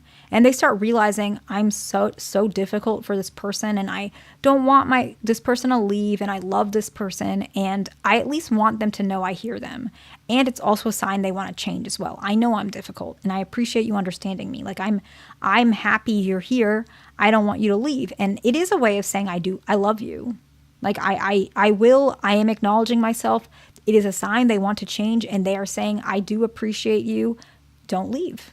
Right? That's all the emotions that are underneath that, which I know doesn't seem like it, but I want you guys to know that. The next one is much more common with dismissive avoidance. A lot of these are more common with dismissive avoidance. They do happen with fearful avoidance, especially if they're leaning dismissive. But I did want to let you know, fearful avoidance have also the anxious side as well. So they may say things that are a little bit different when they're in their more anxious side. But in general, avoidance, when they say, you have my word, and it's something particularly about something maybe romantic or something about promising change or something for the relationship, and they say, you have my word, and they follow through, this is a sign they love you. Avoidant individuals, when they commit, they do commit. And saying you have my word and committing to that, it's important. So, for example, if we have a couple and they're having issues with going on dates, right? Let's say they've been together for, 5 years. And let's say the avoidant is a male. Let's say it's a dismissive avoidant, male. And let's say we have another avoidant as well. Let's say fearful avoidant, female. So they're both avoidants, right? And so she doesn't trust him, right? Fearful avoidants don't trust their partners very easily at all. And it's almost like they're sometimes okay with being in that untrusting situation because love in of itself is not something they value the same way anxious and secure people do, right? So what I mean by that is fearful avoidance kind of already let go of the idea of loving. So sometimes you'll find that in situations where fearful avoidance kind of just, they do love you, they're happy, but they're also like, you're not going to meet my needs, so whatever. So that's kind of the situation that we're talking about. And maybe this fearful avoidant female is like, yeah, I wish we could go on dates, but I don't think he'll ever take me on a date. I don't really think it's possible. We've been together for X amount of years and he doesn't take me on dates, so I just kind of gave up. And so that's her side, typically a very fearful avoidant type of response, okay? And he might say, no, I want to change. I do want to take you on a date on your birthday. Let's go to dinner. You have my word, right? So that is something that avoidants do when they love you. They're not going to do it for anybody because he could easily just say, okay, you don't care and I don't care. I can skate by and have this relationship and you kind of are okay with it, right? But he didn't do that because he wants her happy. He doesn't want her just with him. He wants her happy and with him, right? So that's kind of what I meant by you have my word. The next one is you're the only person I let talk like that. You're the only person I let talk to me like that. So I understand it sounds negative, so let's break it up. A lot of times avoidant individuals, they're really, really, really hypersensitive to criticism. However, their partner, they allow that criticism a little bit more often. So let's say you are their partner and you said you have commitment issues and they get super defensive, right? But normally what they do is if you're not their partner, you're not a person they love, they'll cut you off and never want to talk to you again. Avoidants do that. It's not healthy, but they do it. But they let you say that and they kind of just take it. They might still get upset, but they don't leave you for it. Interesting enough, I know the bar's on the floor, guys. I get it. I'm just telling you what it is. I know a lot of you guys are going to get mad at me about this, but it's true. Avoidant individuals, this is true. If they let you talk like that in a negative way to them and they stay and they still appreciate and even change, the truth of the matter is they love you. I don't think this is a bad thing. I used to be avoidant. I think this is a good thing, but I know a lot of you guys will be like, oh my God, the bar's on the floor. This is like so low standard. I get it. If that's how you are, you guys can go for a secure person. But I'm telling you, if an avoidant says, you're the only person I let talk like that to me, it's true. Like, I care about you enough that I let you disrespect me every now and again. I'm just being honest, okay? The next one is, I will do it for you, okay? Avoidants are not always a fan of love and romance the same way other attachment styles are. But if they want to do something, Sometimes they're doing it just for you, and that's enough for them. If it makes you happy, I'll do it.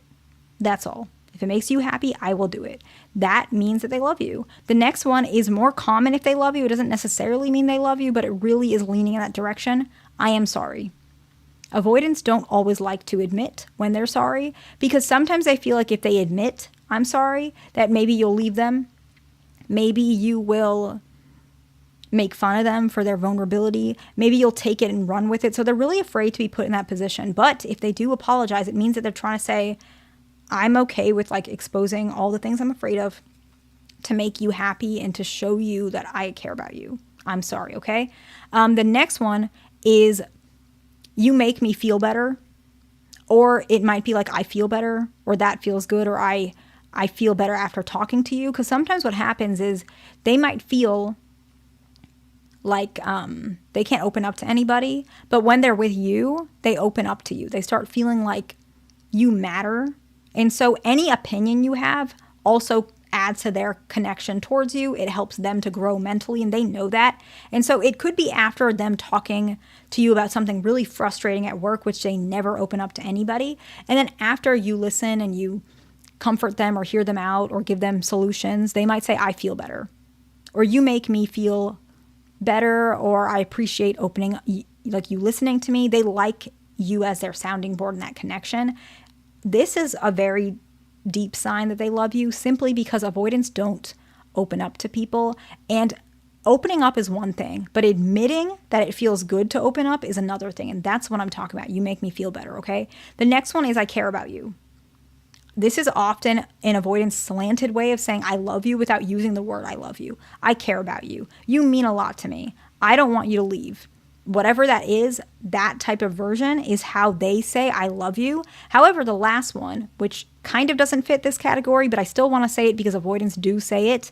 The last point is avoidants say I love you. Some avoidants do say I love you. A lot of them do. Sometimes it takes a long time. And sometimes they love you, but they assume you know, and so they don't say it. But if you ask them, hey, can you tell me that you love me more? They'll say, yeah, it's not my wheelhouse, but I'll do it, right? And so these are some of the ways that you will know based on what an avoidant says that they love you. Okay, so now we've talked about how they love you, how they show their love, how they talk to you when they love you, sometimes even the questions they may ask. But now, what if you want more commitment with them? How can we know that an avoidant is actually ready to go through with one of the most powerful types of commitment, at least in the United States? Marriage. Are they going to propose to you? And what are the signs to that actual becoming? And yes, this does happen. And so a lot of you guys even ask in the comments, how do you even know an avoidant will propose to you? How does that even happen? Well, let's talk about it together. Today we're going to go over something pretty interesting.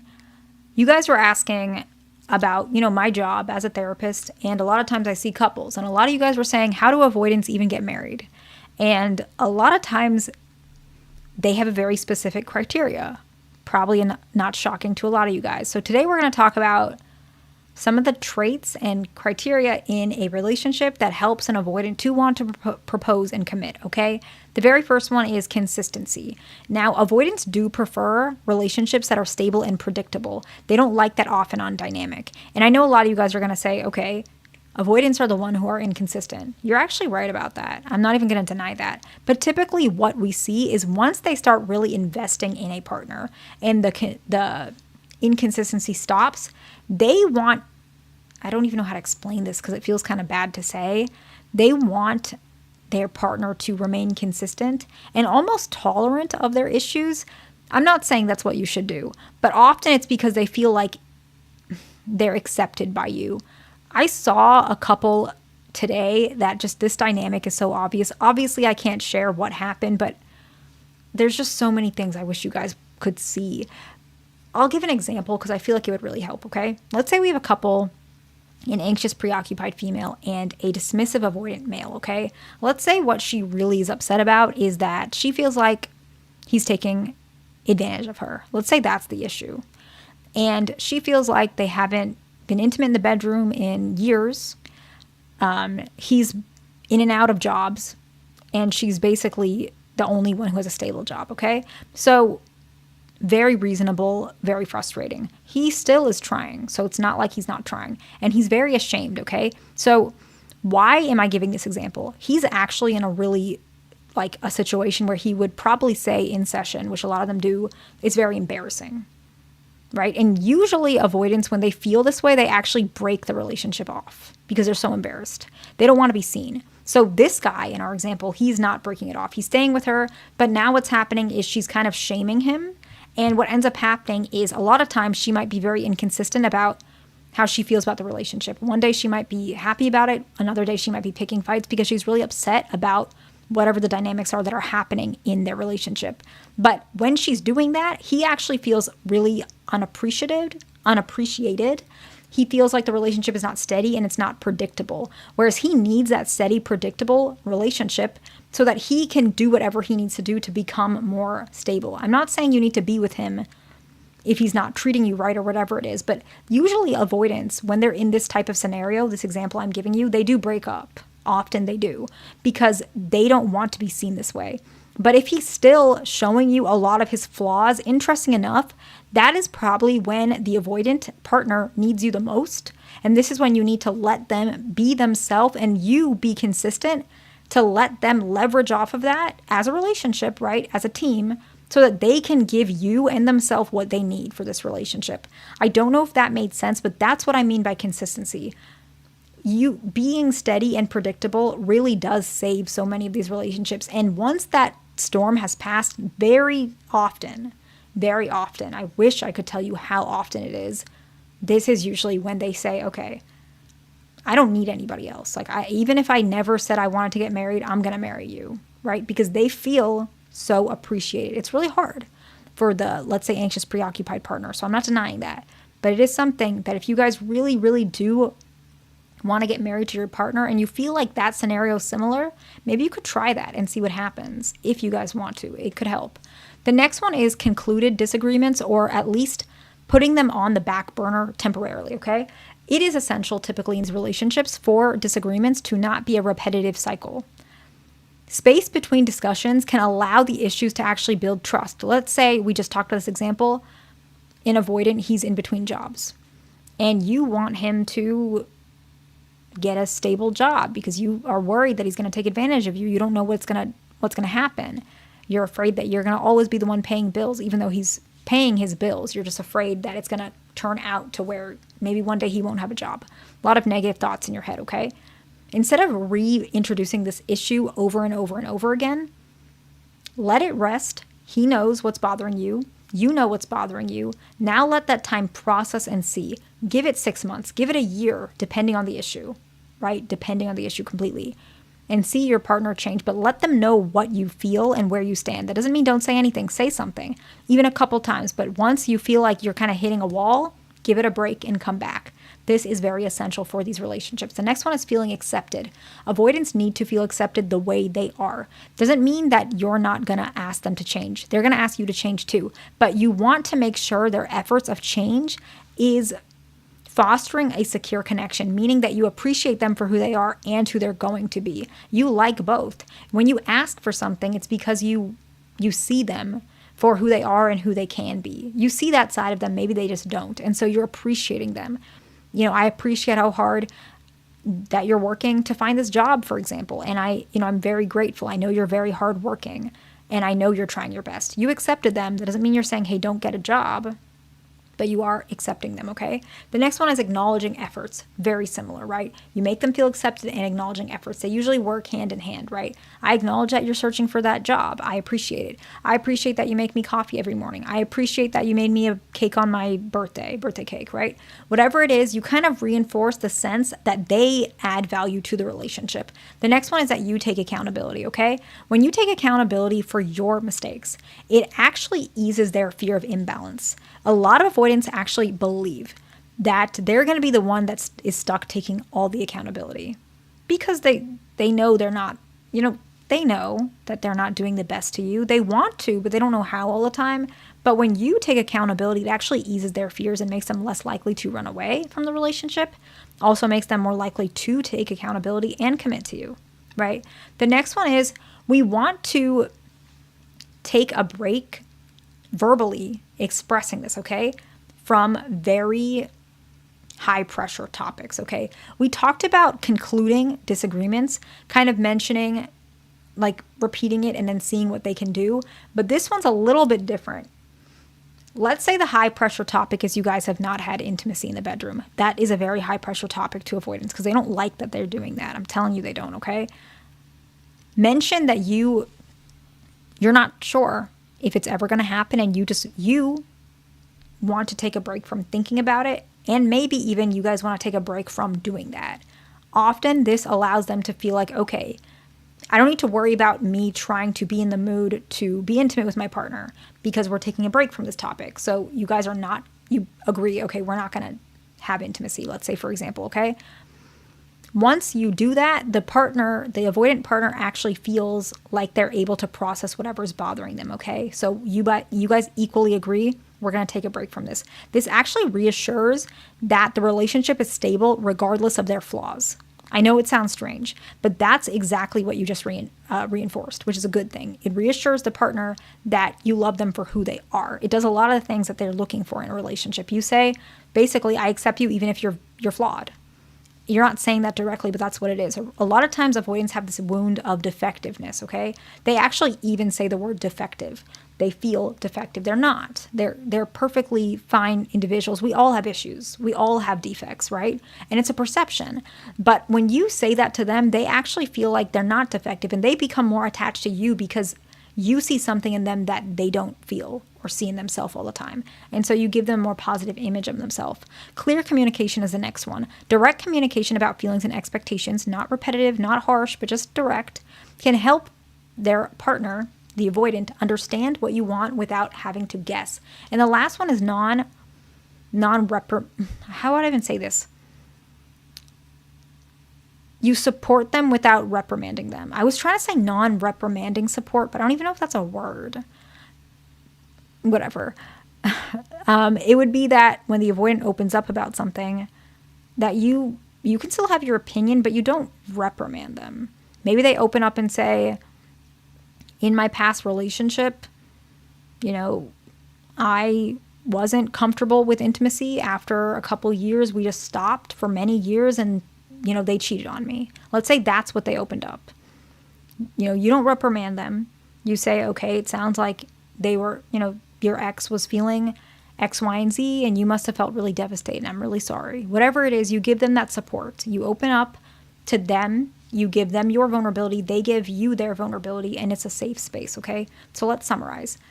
The ways that can help an avoidant to commit is consistency, concluded disagreements, so allowing the trust to build, feeling accepted, acknowledging efforts, accountability, taking breaks from pressuring topics or anything in general, right? We gave the example of bedroom intimacy. If that's an issue, you take a break from it. It's off the table for a little bit, okay? Clear communication and non-reprimanding support. Okay, so we went through the whole trend of an avoidant committing to you, right? We went all the way down to them actually proposing to you, from you opening up and them opening up to you, trusting you, and then understanding how they love you, how they talk to you when they love you. And now we've just discussed how they act when they are proposing to you, when they're going to propose to you. Basically, the deepest form of commitment, I guess in a standpoint of Americans, right? A lot of people believe that proposing or marriage is one of the strongest forms of commitment. It's an opinion, but it is true there is some legality to it, right? However, we also should talk about what it looks like if an avoidant does not love you, right? We've already distinguished the difference between an avoidant versus someone who's not. We've talked about personality disorders, and we've talked about the difference between fearful and dismissive avoidance. But what about if they are an avoidant, they just don't love you? What can we look at that and what can we do about it? And then after that, we might talk about what to do if they're losing interest, okay? So we're going to do that. Today, we're going to go over signs an avoidant doesn't love you. They might not even be avoidant. Just whatever this is, a person who does not love you, okay? Now, avoidants tend to struggle with commitment, vulnerability, and giving up their independence. But what I notice, and a lot of people know this, between fearful and dismissive avoidants, fearful avoidants tend to be a bit more volatile, a little bit more what people might call hot and cold, while dismissive avoidants often remain very detached. What I notice is, regardless, most avoidants are very sensitive to their partner's moods, and that, I think, is one of the key factors that really shows an avoidant is invested in the relationship. If a person, especially if they're avoidant, is not very sensitive to your moods, they might not value the relationship. Now, it's hard because a lot of times they will suppress it or not show it, but as you know them, you will start being able to tell. So in general, that's like the main overarching theme of this video. They're sensitive to your moods. And if they're not, there's likely not that much emotional attachment, okay? So why don't we go ahead and talk about the signs of an avoidant not loving you, okay? They tend to have self-interest when reaching out, mainly when they want something from you. And so it's likely that they're reaching out for something very specific, kind of like a favor. But when you need help, they're not available for you. Avoidants that love you are very comfortable doing things for their partner, actually more comfortable than expressing their feelings verbally. Way more easier for them to just give you things, do things for you. And if they are not doing that, but they're expecting you to do things for them, that is usually a sign they don't love you, because avoidants do not operate that way typically. And so either they're not an avoidant, or they might be using you for something, whatever thing they're reaching out for, right? If they're continuously reaching out for items or favors, and they will not do those exact favors for you, that might be a little bit strange. Having a conversation with them about that might help, because sometimes people are guarded and they might be testing you for some reason. They might have trauma about it. For example, if somebody has financial trauma, they might ask you for money for some reason to test if you're a person who won't use them. And so you might be a little careful on this one. Every person is different, so just keep that in mind. The next one is really uncommon for avoidance. If an avoidant loves you, they're really not typically going to do this. Fearful avoidance might, but I'm going to tell you what it is and then you guys kind of unpack it. Large gestures, okay? When they apologize for hurting you, sometimes fearful avoidants might use grand gestures, but typically they don't. That's more of an anxious type of thing, or somebody who's manipulating you. And I'm not saying anxious people are manipulating, just sometimes with anxious people, that's how they communicate. That's normal, okay? That's why some fearful avoidants might do it, especially if they lean anxious. But avoidants do not do grand gestures. Typically, if a person does this and it's not because they're actually genuine, sometimes they use large grand gestures to make you feel better, but not actually engage in honest communication about the hurt that they caused. They're using it to avoid that hurt. A lot of avoidants, if they feel bad that they did something, sometimes they might not address it verbally, but they will actually change physically. If you said, I don't like that you're always on your phone when we're together, it makes me feel ignored. They might be a little defensive, but eventually you're going to see them actually fix that. They might even say, yeah, I'll work on it. I just want you to know how hard I work for you, X, Y, and Z. I just want you to give me credit. A lot of times they might be a little defensive, but they're still going to try and change that. If they're not, and then you get really, really mad and now they're giving you this grand gesture just to kind of shut you up, that might not be that they love you. I don't know what that could be. You're going to have to evaluate that together. But it might not be a situation that you feel comfortable with, okay? The next one is that they continuously ignore your hurt and don't even acknowledge it. Now, they don't even notice it. They don't even recognize it. They don't even care. In fact, like avoidance, a lot of times what they do is if you're hurt about something, they might want you to stop bringing it up because they feel so emotionally involved in it. That's not good either, but it is part of their defense strategies. If they're indifferent to your hurt, that is a little bit of an issue. I hope that makes sense, because that is usually if they don't care about you or they don't love you, okay? The next one is they actually lack respect for the relationship. Now, this might be that they're flirting, that they're cheating on you, that they are saying people are attractive in front of you, right? They're saying a person on TV is attractive or whatever it is in front of you. And they're not respecting if that bothers you. They're not respecting the boundaries that they're crossing. And they feel that they could kind of get away with it, which shows that they don't love you. They don't care about how you feel, okay? The next one is absolutely no effort at all, okay? Avoidants are slow to effort, but that doesn't mean they have no effort. This is a complete absence of effort for the relationship, especially over time. Avoidants usually change over time. It takes them a little bit, but they do change. And a lot of you guys who watch my videos, a lot of you guys are in relationships with people who are avoidant who have shown progress. So you guys know this probably more than anybody, right? effort is definitely a sign a person cares about you.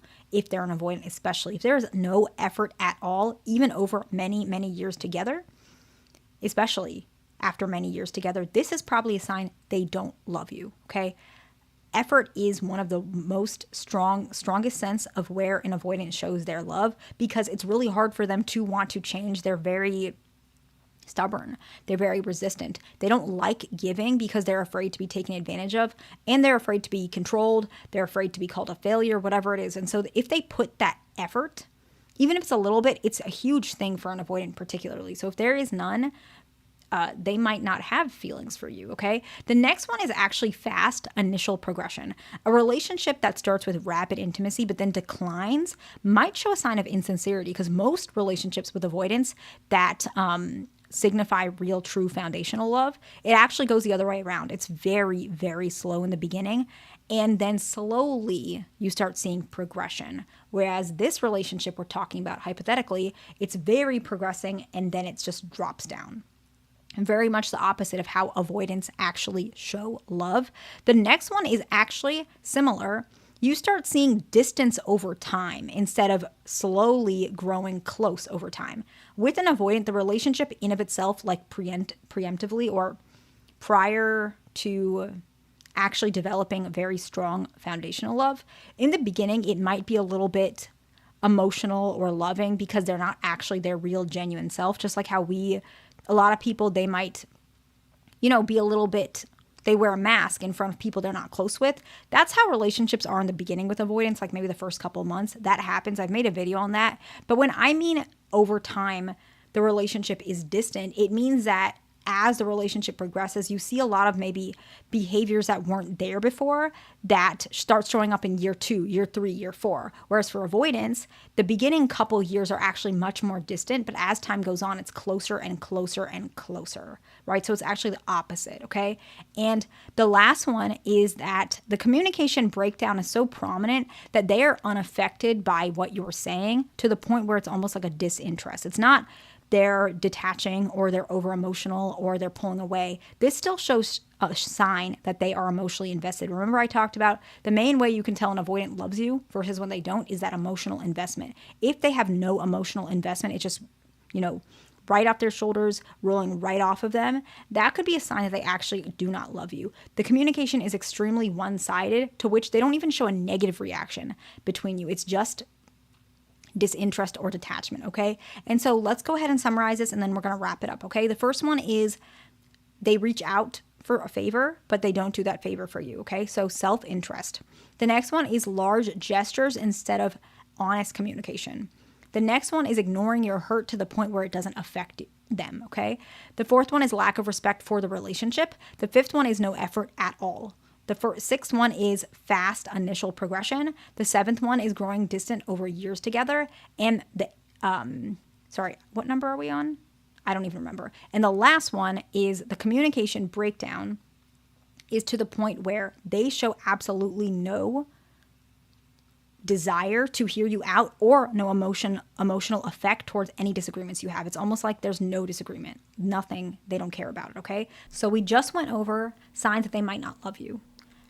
And it could be that they're losing interest in you because of some behaviors that both of you guys are doing, right? And they're deactivating, you're activated. So what can you do to actually reintroduce their interest? I think this is very important because even in long-term marriages, you might need to know this. And so that's what we're going to talk about today. Today, we're going to go over a topic that's a little bit uncomfortable, but it's been requested a lot. And I think this video will help somebody, okay? What to do when an avoidant is losing interest. So before we even talk about what that means, we want to understand one thing. Sometimes you guys think, just being honest, okay? I'm always honest on my channel. I'm always honest in general. I try to be. But you think somebody's losing interest. You think the avoidant is losing interest when they're not. They're just being themselves, or it's because they feel a certain way, maybe it's external of the relationship, and you feel like they're pulling away, whatever it is, you feel like it means they don't like you. So you think it means they're losing interest. What we're going to talk about, a technique that I think can help, and we use it in couples therapy, that will still help with that particular aspect as well. But sometimes what can also happen is your perception of what should show up in a relationship versus what they think. I'm going to explain that. Avoidants have a little bit less tolerance for emotions. Most people know that. If you are an avoidant, you understand that, right? Let's give an example of how this works. Let's say the relationship, we're going to call it a box, okay? And let's say an anxious or secure or even fearful avoidant leaning anxious, they believe that box should be full. That's what you believe. And so what you do is you fill it halfway and you're waiting for your partner to fill the other half. But an avoidant thinks a full box is too much. It's too heavy. It's too suffocating. So they think the box should be halfway full. But you've already filled it halfway. So they don't feel subconsciously, they feel like if they add more, that's just going to be overwhelming and the relationship will just be too much. It's too heavy. So you being full halfway is already a lot because they don't feel like they have any room. So what you guys feel like is you guys have to detach or pull away, which sometimes that's the case, but healthy detachment. But you feel like you have to basically show no interest, which is not true. What actually you need to do is you have to go a little bit less. It's true. You take a quarter of the box, which is halfway to what they think is full. Is that making sense? You take a quarter and they're going to fill the other quarter and then it's going to be halfway. Once you get there, you start building that up slowly so that they can tolerate a full box, but it has to happen slowly, which means once you have your quarter, they have their quarter, then you add maybe 10% more, and then they add 10% more, and you keep going until you both hit 50%. That's usually the best way to do it. Now, it's a lot easier if we're just talking about boxes and things like that, but let's talk about how you do that in a relationship. So, the very first one is you're going to actually communicate it. And I know a lot of people on the internet and just in general don't like this because they think it's like some sort of game. You're not supposed to tell them. Obviously, I'm a therapist, so I might be biased because I always say mention it. And this works a lot. I've never seen it not work.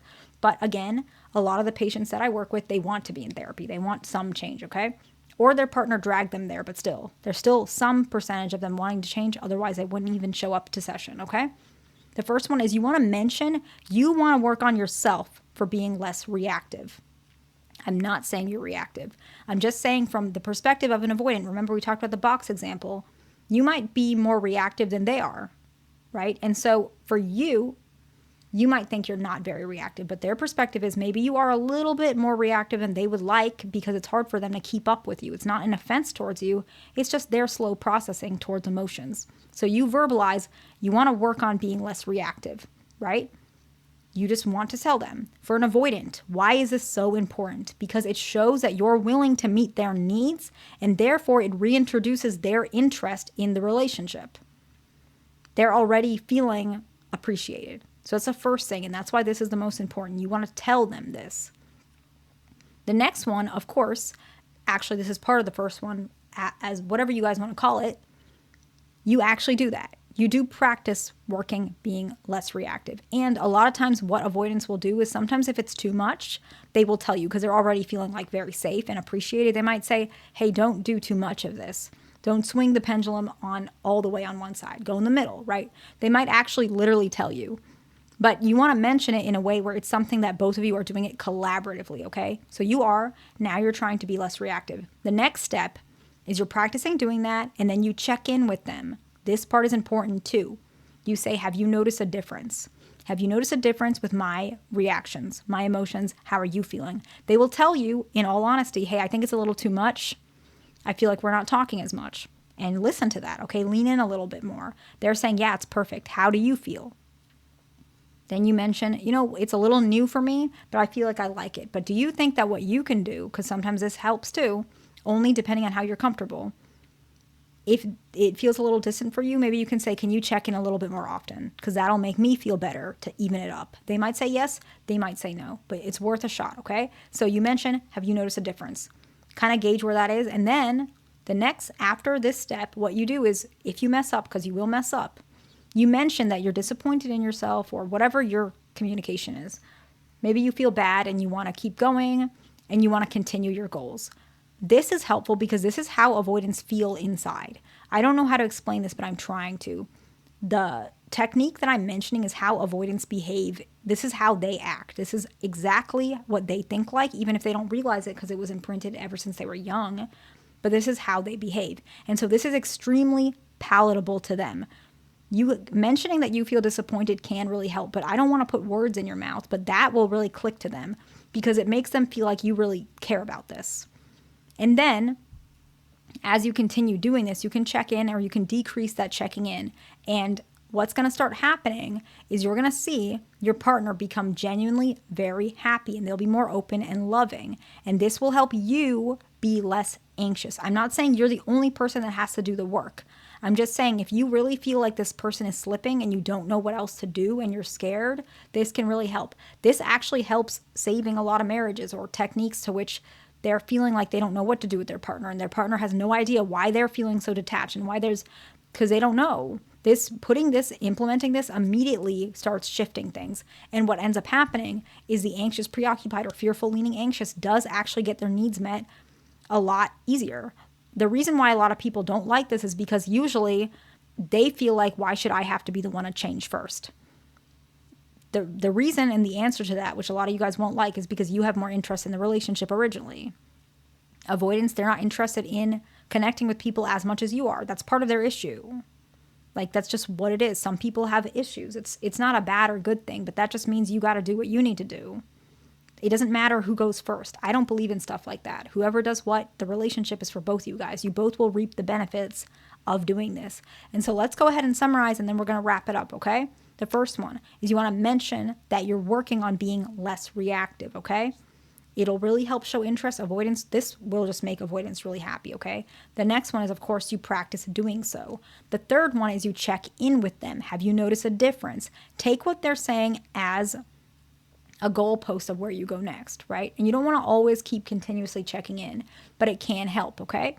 Then, when you mess up, this is the next one, you mention you feel bad that you messed up. You don't want to harp on it because, you don't want to lower yourself. You didn't mean to. It's not your fault, right? Just mention you're a little disappointed, or you don't even have to say that. You can say, I want to continue my goals. It's just a one day. It doesn't mean anything. And then as you continue, you will see they'll be genuinely happy. And so those are the steps to make them kind of feel more interested. But what happens is you don't want to stay like this, okay? Remember we mentioned you don't want it to stay half. You want to start bumping it up.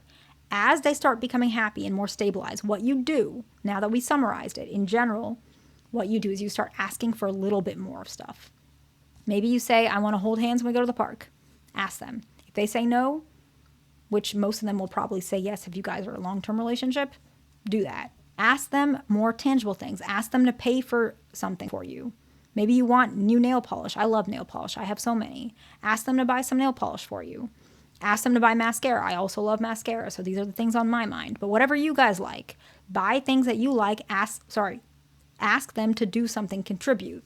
It doesn't have to be a gender thing. It can be anything, because these are more tangible things that they can show you they care and they'll feel more happy. Then you can start asking more romantic things. Maybe you want more intimacy in the bedroom. Maybe you want it more romantic. Start asking and seeing them show up, and do it slowly. But eventually, as you continue to do this, kind of manage your own reactions. They're going to feel more comfortable showing up for you. I hope. Today we are going to go over a topic about some of the reasons that an avoidant has left you abruptly.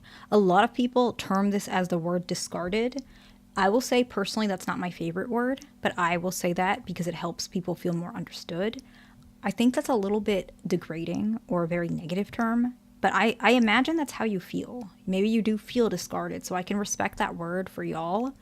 And one of the first reasons that an avoidant discards you or leaves without showing much signs that they were out the door is actually internal struggles that were not visible. So what does that mean? Honestly, it may have nothing to do with you. They may have been dealing with personal issues, such as stress, family issues, mental health, honestly, even depression, something external from you guys. And what ends up happening is they didn't feel safe or capable.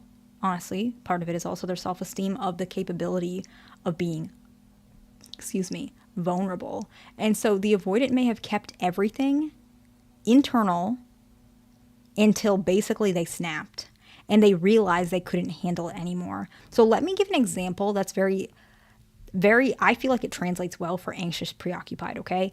A lot of y'all who are anxious preoccupied, what you do is I've seen this in session. Now, I'm just saying it from a perspective of a therapist, so you guys might have to clarify what's happening internally. But when I'm seeing couples, like maybe for a couple weeks, I'm seeing that one person, the anxious preoccupied, is saying that they're fine about a certain issue. Or I can kind of see that they're not fine or they're battling it, but they're bottling it up.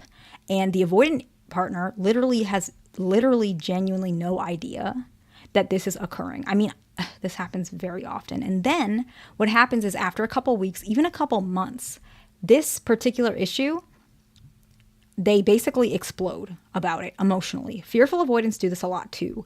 And basically, they're very upset about it. They're very angry and they really want whatever it is to resolve it right away. And this internal struggle is how anxious preoccupied kind of deals with. And then what happens is at the end of that emotional explosion, that abandonment trigger shows up, and now they want it resolved right now because they're feeling abandoned, they're feeling hurt, and the negative thoughts are in their head. The avoidant is doing the same thing. They have an external issue and their negative thoughts are building up. They're feeling like, I can't do this, I'm flawed, I'm not capable of this relationship. How can I handle my parents going through a divorce? Or how am I going to handle, I don't know, maybe a loss of a grandparent? How am I going to deal with this while still juggling a relationship? I can't. And those negative thoughts build and build and build until they explode. And what do? Remember, anxious, preoccupied, they activate. So now they're emotional. Now they're asking for more closeness. The avoidant, typically dismissive avoidant, right? What do?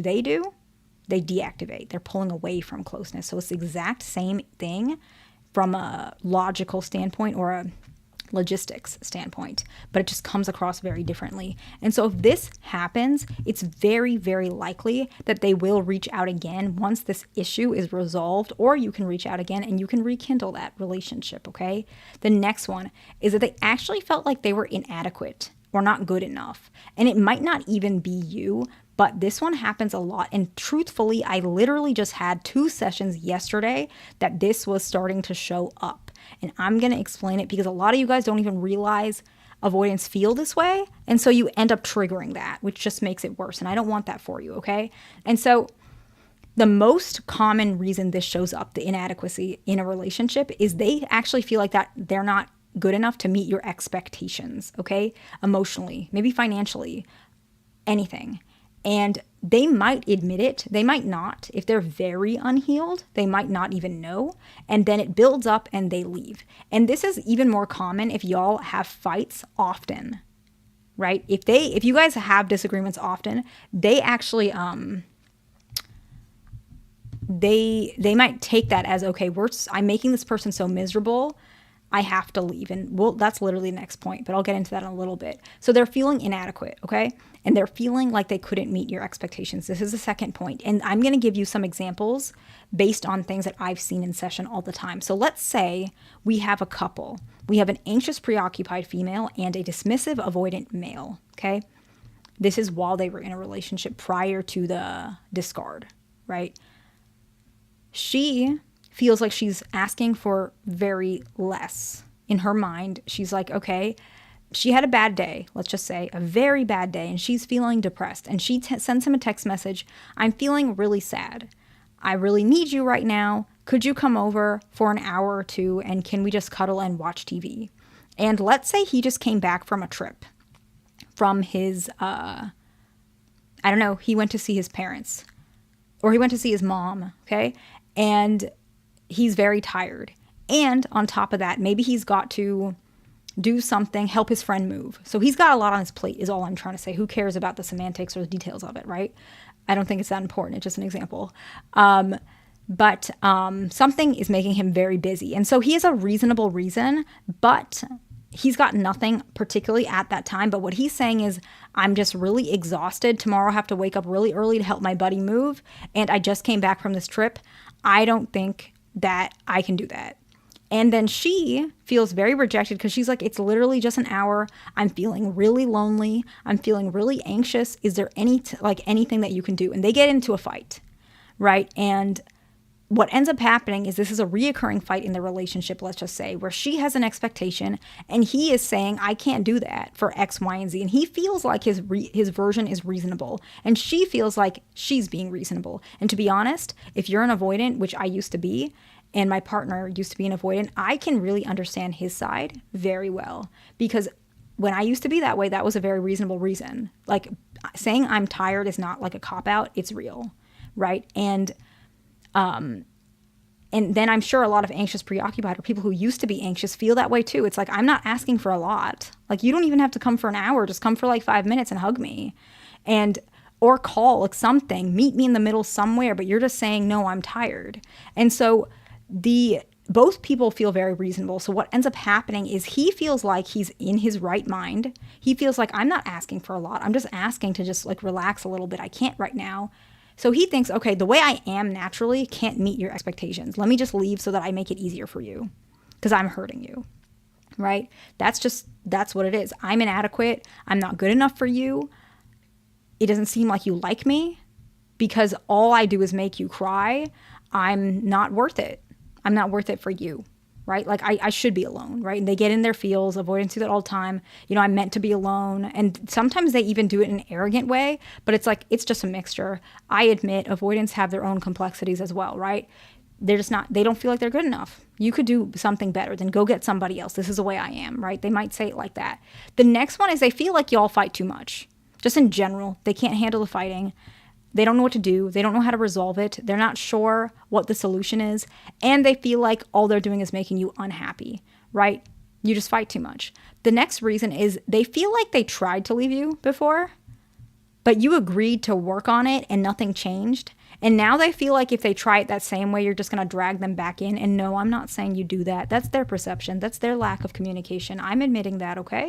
But they did try to leave, and it kind of was difficult for them. And so what they ended up doing was just they disappeared, which is not good. And most avoidants who do this, they're either feeling really backed up in a corner, or they're not very close to their healing journey at all. So if somebody does this to you, regardless, there could have been a nicer way. And so I'm really sorry if this happened to you.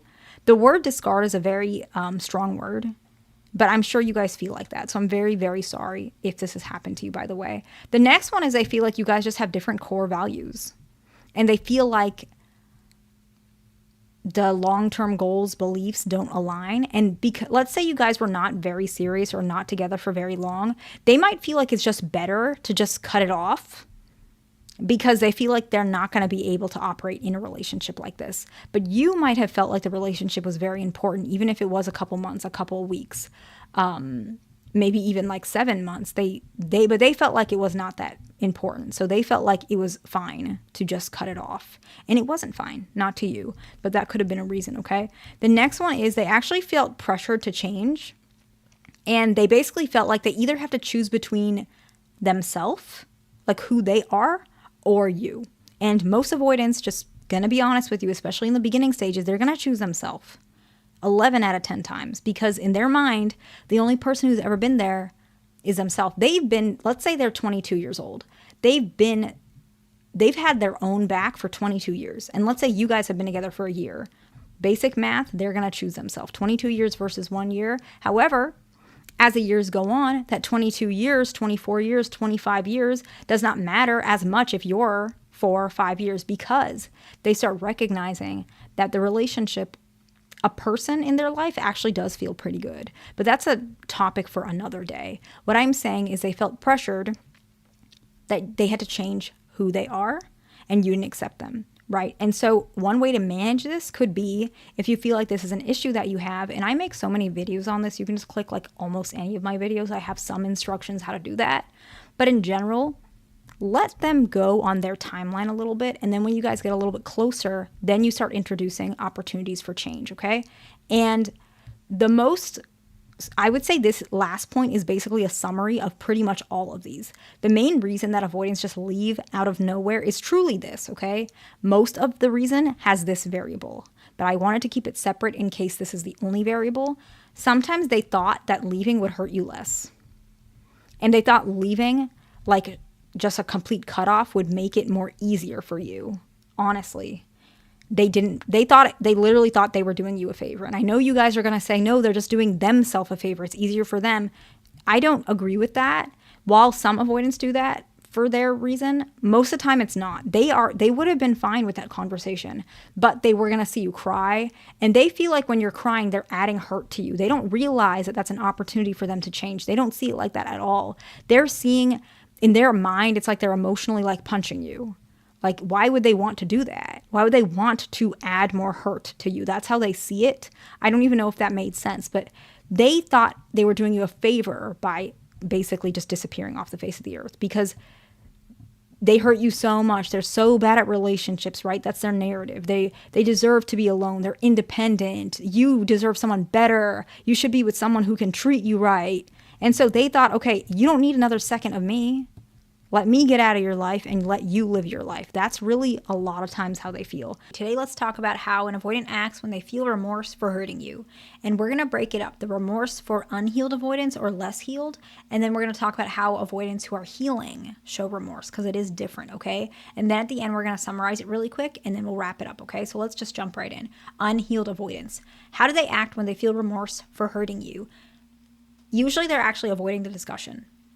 When that guilt arises, unhealed avoidants may actually avoid discussing the issue and actually may react very irritable when you bring it up. It's often due to the discomfort of their own feelings. That discomfort is guilt, right? Avoidants are not comfortable with intense feelings, and the feeling of guilt is very intense. The more they love you, the more uncomfortable it is, and that feeling that they disappointed you, avoidants are not good with disappointment either, that they failed, that they made you sad. It's very hurtful. And so what they do is they actually avoid even talking about it again because they don't want to see you getting upset all over again.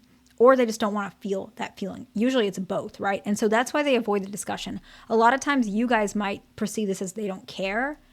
It is not that they don't care. It is genuinely that they care. Now, is it healthy? Is it right? No. I don't think it's healthy. They should be trying to get more comfortable with these feelings. But that's what we're saying. They're unhealed in terms of their avoidant attachment style, right? And so any feeling they will do this with, including guilt. Is that healthy? Is it fair? Like I'd mentioned, no. But we need to understand that that is still what's happening. Because if you tell yourself it's that they don't care, you won't help get the root to the problem either. And it's not going to make things worse. It's actually kind of a cop-out, right? Saying they don't care is not fair. It makes it easier for them.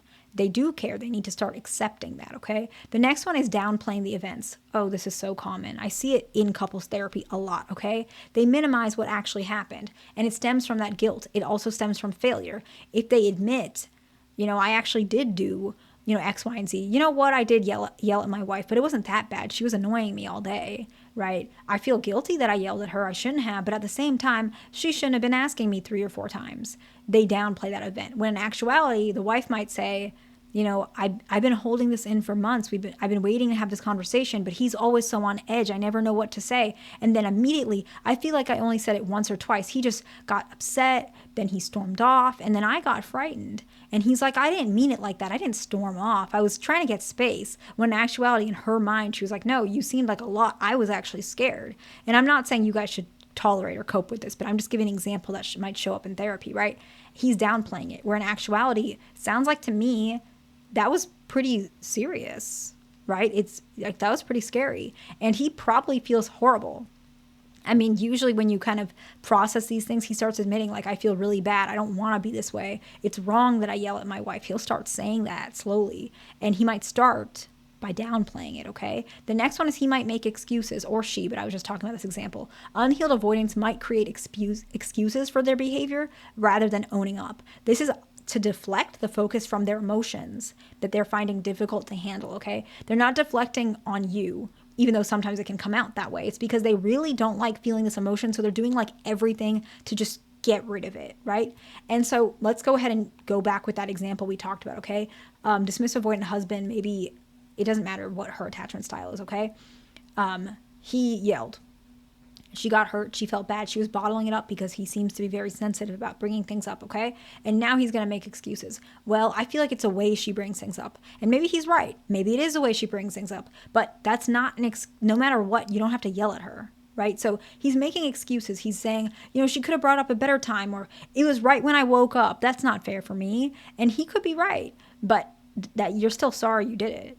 right? It's the same thing. He's making those excuses that have some validity, but it's not really what he feels either. It's a lie to himself. What does he actually feel? He actually feels bad that it happened, and he's trying to take it off himself. Well, I don't need to be so hard on myself because I just woke up. It was just too early, or she brought it up too many times, or we know that's a touchy subject of mine. He starts making those excuses, but it doesn't mean he doesn't care. Broken promises, okay? Now, this is not like it's on purpose. I get that, okay? But a lot of times they might make promises to change their behavior, but it's not followed through, but it's because of their struggle of guilt, okay? Obviously, if maybe he admits, okay, I'll change. I'm not going to yell anymore. I'm going to hear you out. I'm going to do better. But he's still making excuses and he's still downplaying it and he's avoiding the discussion. Obviously, he's not doing the things that he needs to do to follow through that promise. So the promise will be broken. And then his wife in this example, right? Avoidants are not all men. Okay. It's just an example. She's going to feel more disappointed and the cycle is going to continue. So often he's going to feel even more uncomfortable with making promises. So now he withholds making promises. So at first he breaks that promise and now he's going to stop making promises, and the progress for him even resulting is going to get worse and worse and worse until he realizes that he's got to get more comfortable with failure, right? The broken promise issue is his fear of failure. That's why with unhealed avoidance this happens. You're going to fail. If you promise your wife to never yell again, that's just not going to happen. If this is what you've been doing your whole life, yelling at people, not being comfortable with emotions, you're probably going to yell at her again. It's scary. But it's true. You got to admit that that's part of the process. And if she stays with you, she might leave. I don't know. Right. But it's going to happen. You have to get more comfortable dealing with that. That's what he needs to understand for this particular example. Right. And so you as a partner, what you can do is clarify in general. I'm not expecting it to be perfect. I'm not expecting you to follow through every single time. All I want is a little bit of progress. And I see that you're doing that. Something along those lines if they are doing that, okay? The next one is that they might actually attempt to alter the reality of the situation. Some of them might actually even manipulate. This might even be gaslighting. It depends, because sometimes it's not. Sometimes it could just be they don't remember the reality because they're in so much denial. So what happens is you might say, you yelled at me. And they might say, I didn't yell. What are you talking about? I was just talking really loud, right? And so they're starting to slowly alter the reality. You're too emotional. You worry too much. Like, I didn't yell like that, right? I was just irritated because I woke up. I wasn't yelling at you. I was yelling at the fact that I have to wake up for work, right? So they're kind of changing the tone of what really happened, and you're going to be even more confused. And so if that happens, make sure that you clarify, hey, I don't remember it like that. Maybe you do, but I remember waking up. I waited until you got your coffee. I, took my time. I knew that you would go late to the office today, so I thought this was a good time to have this conversation because I knew it would be a short day for you, and I know later today we have to do X, Y, and Z, so we wouldn't have time. So I thought we could have a little bit of that conversation this morning. That's what I remember. I felt like I was calm, and I feel like you got really angry, you yelled at me, and then you left the room. That's what I remember. Maybe I'm wrong. You say it like that so that they can understand that your perspective is valuable. They can't change that. Even if they're so uncomfortable and they really want to, they can't. And the last one, in severe cases, they may break up with you. I'm going to be honest, and I'm always honest on this channel, okay? When they feel remorse for hurting you, sometimes they break up because they feel like it's easier to break up instead of confront the feelings of guilt and failure. Okay. Let's talk about a healed avoidant. What do they do? Not healed, healing, and healed, whatever you want to talk about. The first one is they actually do apologize. They do genuinely apologize. They acknowledge their mistakes, and they do express feeling remorse. If it's in the middle of the argument, they might say it a little bit more harshly. I said, I'm sorry. How much more times do you want me to say it? I am sorry. I really am. I don't want to do that again. Do you think that makes me feel good? Yelling at you? I feel horrible. I feel like a terrible husband. Let's say we go back to that example, right? But they are still apologizing. Then later they might even say, I'm sorry for yelling at you. I don't want you to be scared of me. Like, I feel really bad. I know I struggle with anger. I don't want to do that again, okay? So hold me to it. Trust me, but this is what I want to do, right? Explaining. The next one is explaining to add clarification. Healing avoidance may still try to explain it, but it's without making excuses. So it's very similar, right? Let's say this husband again. He said, you know what? I think part of the reason I was irritated was because it was still early in the day and I knew I had to go into work later. For me, I think it would have been easier if we talked about it after work or on a weekend.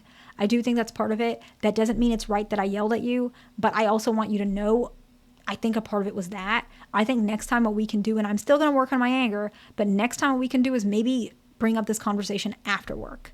I know you tried. I still think the timing wasn't great, but that's on me. I shouldn't have yelled, right? They add clarification so that you don't feel like it's a burden, but you also feel like you know what to do next so that you guys as a couple can make things work, okay? The next one is visible efforts to change. This is something that happens. And for this type of example, this husband yelling at his wife example, I actually see change typically with couples like right away. He might, and you're going to have to see if he continues to do so, but he might, the second he comes back home, he might be more gentle with her. He might be trying to be more patient. He might say, I'm trying to be patient.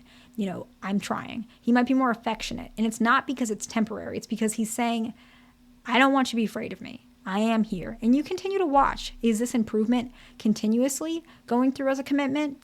Take note of that. And the next one is seeking recognition. Now, this is the final piece of this, right? They have made a change. They are doing better. And now they're saying, hey, do you acknowledge my efforts? You know how I used to be like that? I used to be upset. And I know that's the bare minimum. But I want you to see, like, I don't even do that anymore. No matter what, like a couple days ago, we woke up early and we got into a little bit of a disagreement, but I didn't yell. In fact, I feel like I was very open. And so they're seeking that recognition from you. So let's go ahead and summarize and then wrap it up, okay? Unhealed avoidants, they tend to avoid the discussion, downplay the events, make excuses, broken promises, and they may even break up with you, okay?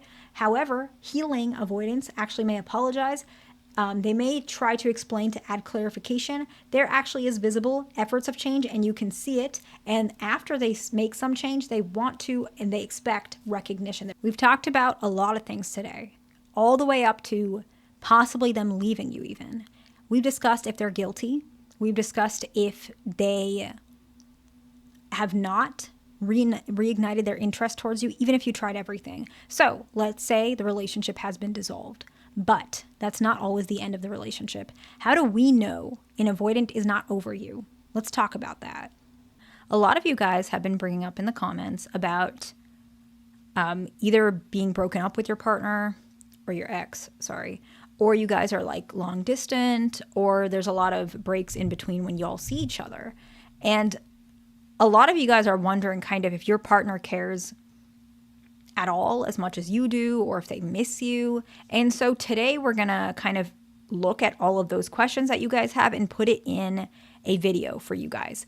And I've made videos like this before, but I know some of you guys are new and some people can miss certain videos. And so that's why I wanted to make this video. Let's talk about when an avoidant misses you very deeply, very dearly. And of course, it shows that they care about you and they reflect those things. Some of these will be in a bit of a more breakup perspective, but it doesn't always have to be, okay? But the very first one actually is more common with a breakup or a disconnect in the relationship. It could be after an argument, okay? So it's basically their perspective of your items, okay? So there's different ways to explain it. They may bring back items. Okay, so if you guys broke up, sometimes what avoidance will do is they will try and get rid of all of your items very quickly because they don't want to see it. And it's already making them miss you. That can happen. So that's one perspective of how they treat your items, okay? The next one is if they're thinking of you, they may bring you back an item that reminds them of you. This can be if you're broken up or not. And so I'm going to give an example. Let's say they went on a trip and they saw a keychain that they think you would like.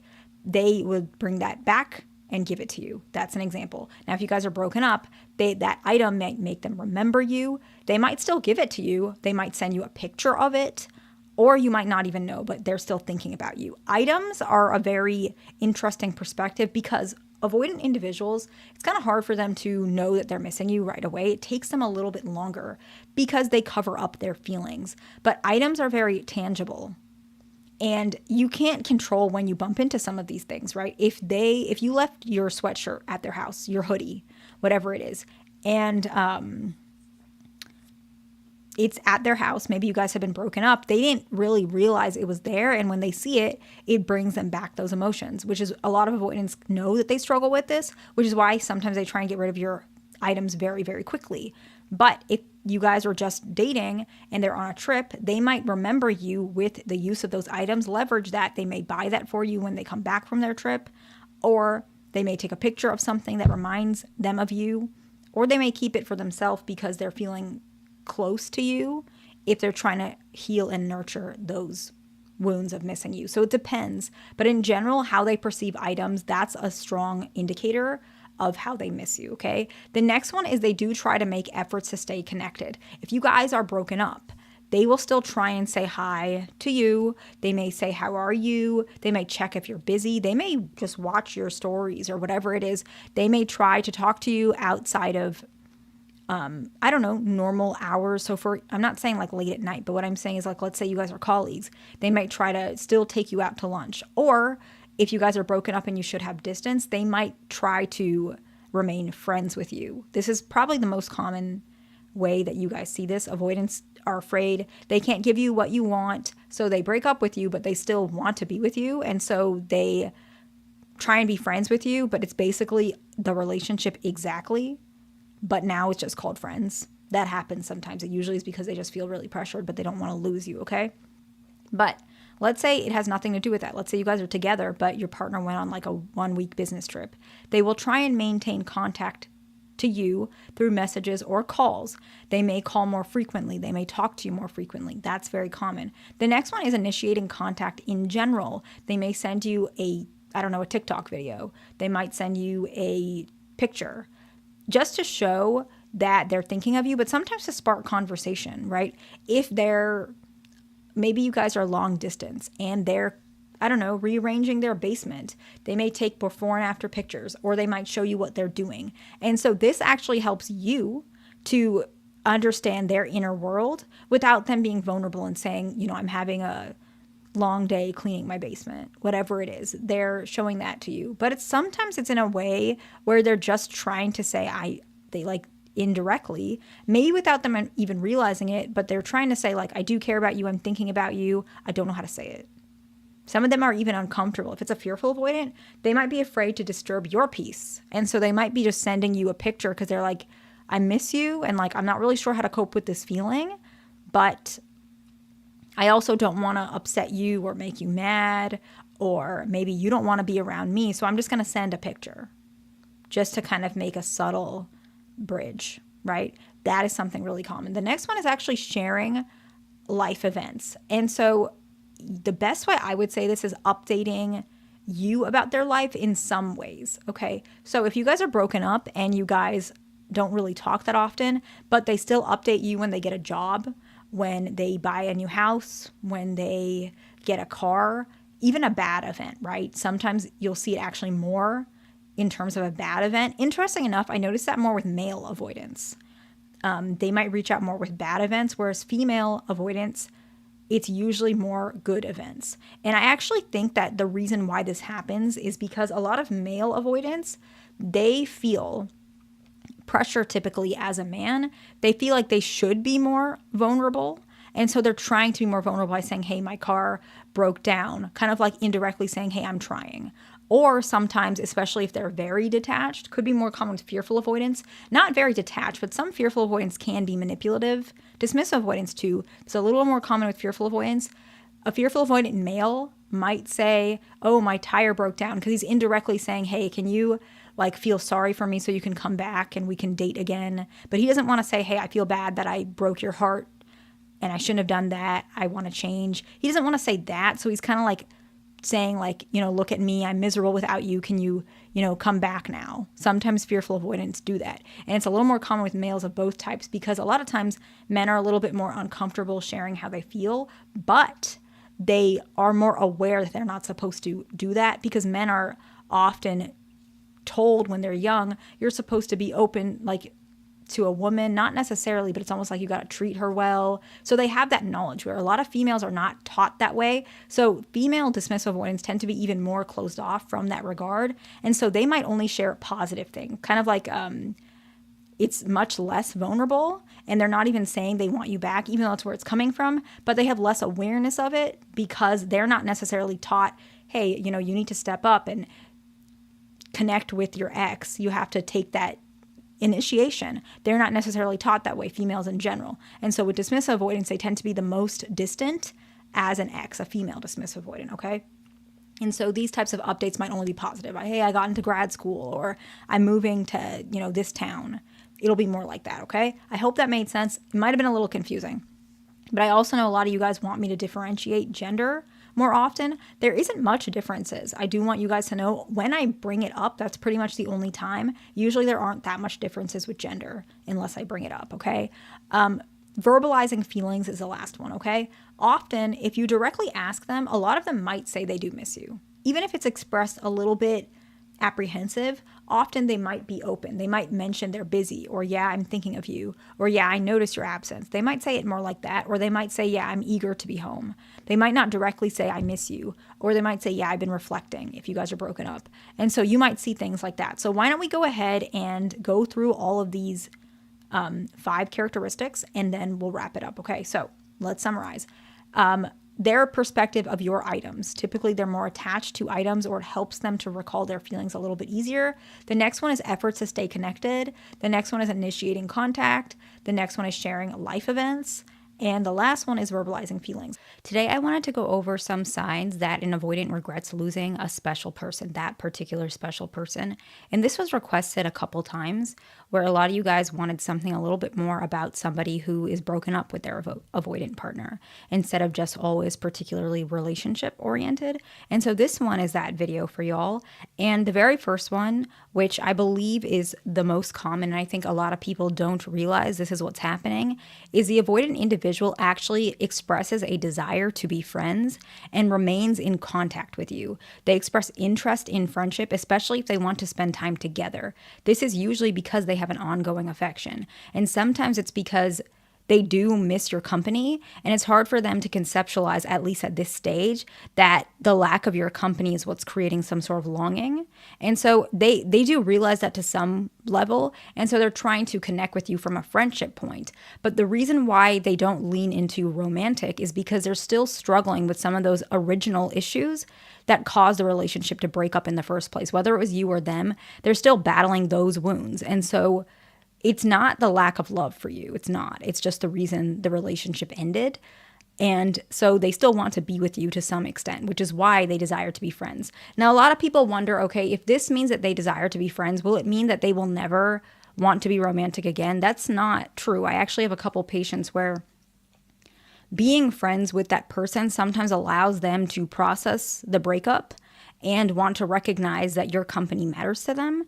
And when they're in that friendship situation with you, sometimes what happens is they feel that it's not enough by actually engaging in that. And they realize, okay, this is not enough, so I think I want to go ahead and reintroduce romance into this relationship. That does happen sometimes, not all the time, but it does happen. The next sign that an avoidant individual actually regrets losing you is because they actually do try to change, and it's genuine. They may actually do certain things that reflect personal growth. They may break particular habits that they used to have, maybe things that you didn't like, maybe certain substance use or anything like that. And this is only for informational purposes, right? Anything like that where they felt was probably something that maybe made you leave or broke the relationship, they start quitting that. They might even go into therapy. Interesting enough, a lot of avoidant individuals, actually not a lot of them, I would say like maybe 10 to 15% of my overall caseload has been where they feel the relationship is on the rocks to some extent, or like it's to the point where they feel like they could break up, and so they actually start going to therapy. It's not the most common. It's actually one of the lesser reasons they come into therapy, but avoidants are very resistant to therapy in general. So that's not really a good marker, but you start seeing personal growth in general. They also acknowledge what they did wrong. This one is actually more common with avoidants just in general, because avoidant individuals, they probably felt in general throughout the relationship that they were not doing their best effort to save the relationship. A lot of them might admit that they were stubborn. They didn't realize how far they have gotten. And so they recognize that they wanted to change and they want to admit their wrongdoing. They might even say it to you. They might say something like, I've changed, or I wish I realized this sooner. You might hear them actually say this, okay? The next one is that this person actually apologizes to you. They may even repeat apologies, right? Sometimes it might come a little bit out of nowhere, it might sound like. And it's simply because a lot of avoidant individuals, they might not be good with structuring conversations with other individuals just because they have avoided deep connection for a long time. And so the apology might feel very random to you, and it might feel like they don't mean it or it's inauthentic, but genuinely avoidant individuals, especially if you guys broke up, they're apologizing, it means a lot to them. And by you maybe accepting their apology, it might give them an incentive to feel like, okay, you're not mad at me anymore. That means that if I want to get back with you, which a lot of times they do, I can come back to you. Now, of course, you don't have to open that door for them. That's not always fair for you. It's whatever you want. I just wanted to make this video to let you know, at least if this is happening, your partner obviously regrets losing you, okay? The next one is that they reach out after like a long silence. This is both male and female avoidance, but I actually notice the way they communicate, male and female avoidance, they might communicate it a little bit differently, depending, not all the time. But I've noticed males more often than females might say something like, hey, how have you been? Like some sort of testing the waters, where a female a little bit more often, I'm not saying too much more often, she might actually address the gap. Like she might say something more like, I've been thinking of you and it's been a long time. She might be a little bit more willing to say that, where males, they might test the waters a little bit more, if that makes sense. The next one is probably the most common one, and I don't think it's healthy, but it does happen, okay? They still talk about you as if you're still part of their life. This can be a sign of other things as well. Like it is kind of abnormal psychologically, and it's not always a good thing, but I do see it with all attachment styles that are insecure, not secure, but like anxious, fearful, and avoidant. They all do this when they are still struggling to deal with you being absent from their life. They start talking about you as if you're still part of their life. They might say things that refer to you guys as we, ours, more likely talking about the past relationship, like past experiences, but they might use familiar language, like still using the nickname. They might even say something, this is where it could get a little bit strange. They might still address you as their girlfriend or boyfriend. And that's not always a good thing, but it does happen, right? I see it actually most common with people with personality disorders, if I'm being honest, but avoidants do it too. Just something to keep in mind, okay? They might say something like, yeah, we're just going through a rough patch. Instead of actually acknowledging, because they're in denial of the pain of you being gone, they might just say, yeah, we're just going through a rough patch. Or like, my wife is just mad at me. She's going to come back home. It's still a form of denial. However, sometimes what avoidants do, more particular with dismissive avoidance, they do acknowledge the relationship is over, but they might have a hard time just accepting it from their own self. So they might say something like, our past is important to me, or our future still matters to me. So they don't necessarily deny that the relationship is over, but they still keep the door open for themselves, hoping that they can get back with you. That is not as strange. That's not as abnormal. That might even be a good thing, but it's just something to keep in mind. The difference is between that, okay? The next one is that this is more common with female avoidance. They bring up the what ifs to you. They might say something like, have you ever thought what it would be like if we stayed together? Or I wonder if we did X, Y, and Z. Do you think we'd still be together? They might even say something more like, I feel like in another life we're meant to be together. More common with female avoidance, male avoidance do that too, okay? And so these are some of the reasons that avoidant individuals might express or behave that they regret losing you. But I do want to mention one thing. If an avoidant regrets losing you, it's not that they're always ready to re-engage. It might be, okay? And so that's up to you to decide if you want to allow them in, because sometimes what happens, not all the time, you can re-engage and the same issues will come up, or they might be waiting for you to reach out, to which you feel very frustrated and confused because you don't understand if they want you or not. So each person is different. You know your partner best. If you think that it's a good idea to reintroduce that connection, go ahead and do that. If you feel like they still need to process or you're not ready, take that time, because usually what ends up happening is avoidants will at one point, not all of them, but they will reach out to try and actually reconnect. And obviously I did not write that exact one in here because that one is extremely obvious, right? But we might as well top it off and say the last way an avoidant regrets losing you is they ask you to get back together, right? But of course, if they don't do that, that doesn't mean they don't regret losing you. So we've talked about how to know an avoidant's not over you. So let's just say they're not over you. They still love you. They still miss you. They still want you.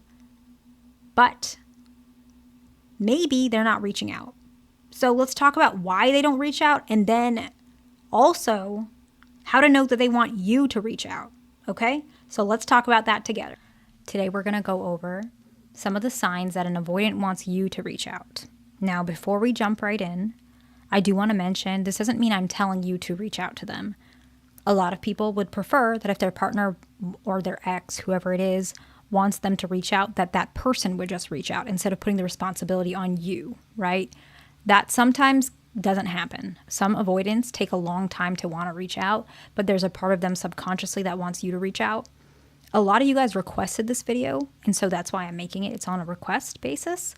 But I also do think that it's more common with avoidants who are either younger, or when I mean younger, I don't mean, like, I'm not specifically saying an age necessarily. I'm saying like younger in their healing journey. So they could be 50 and they're still doing this, but I mean like they have much less self-awareness, right? That's what I actually probably should have said, where they're not as deep in their healing journey. So most of their very clearly unhealed avoidants tend to do this, whereas there are some avoidants who are a little bit more self-aware. It doesn't mean they're solved completely. They're healed. I shouldn't have said solved, but healed.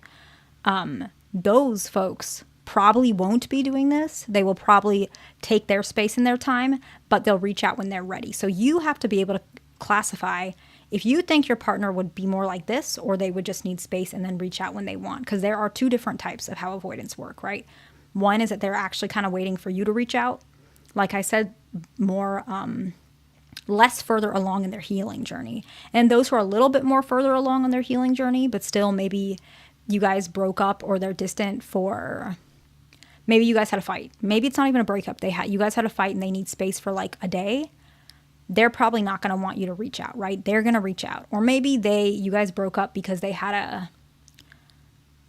were having stress at work. And so that's still a reason avoidants break up, but it's not necessarily, they're still in their healing journey. While they might respond if you reach out, they also can reach out if they want to.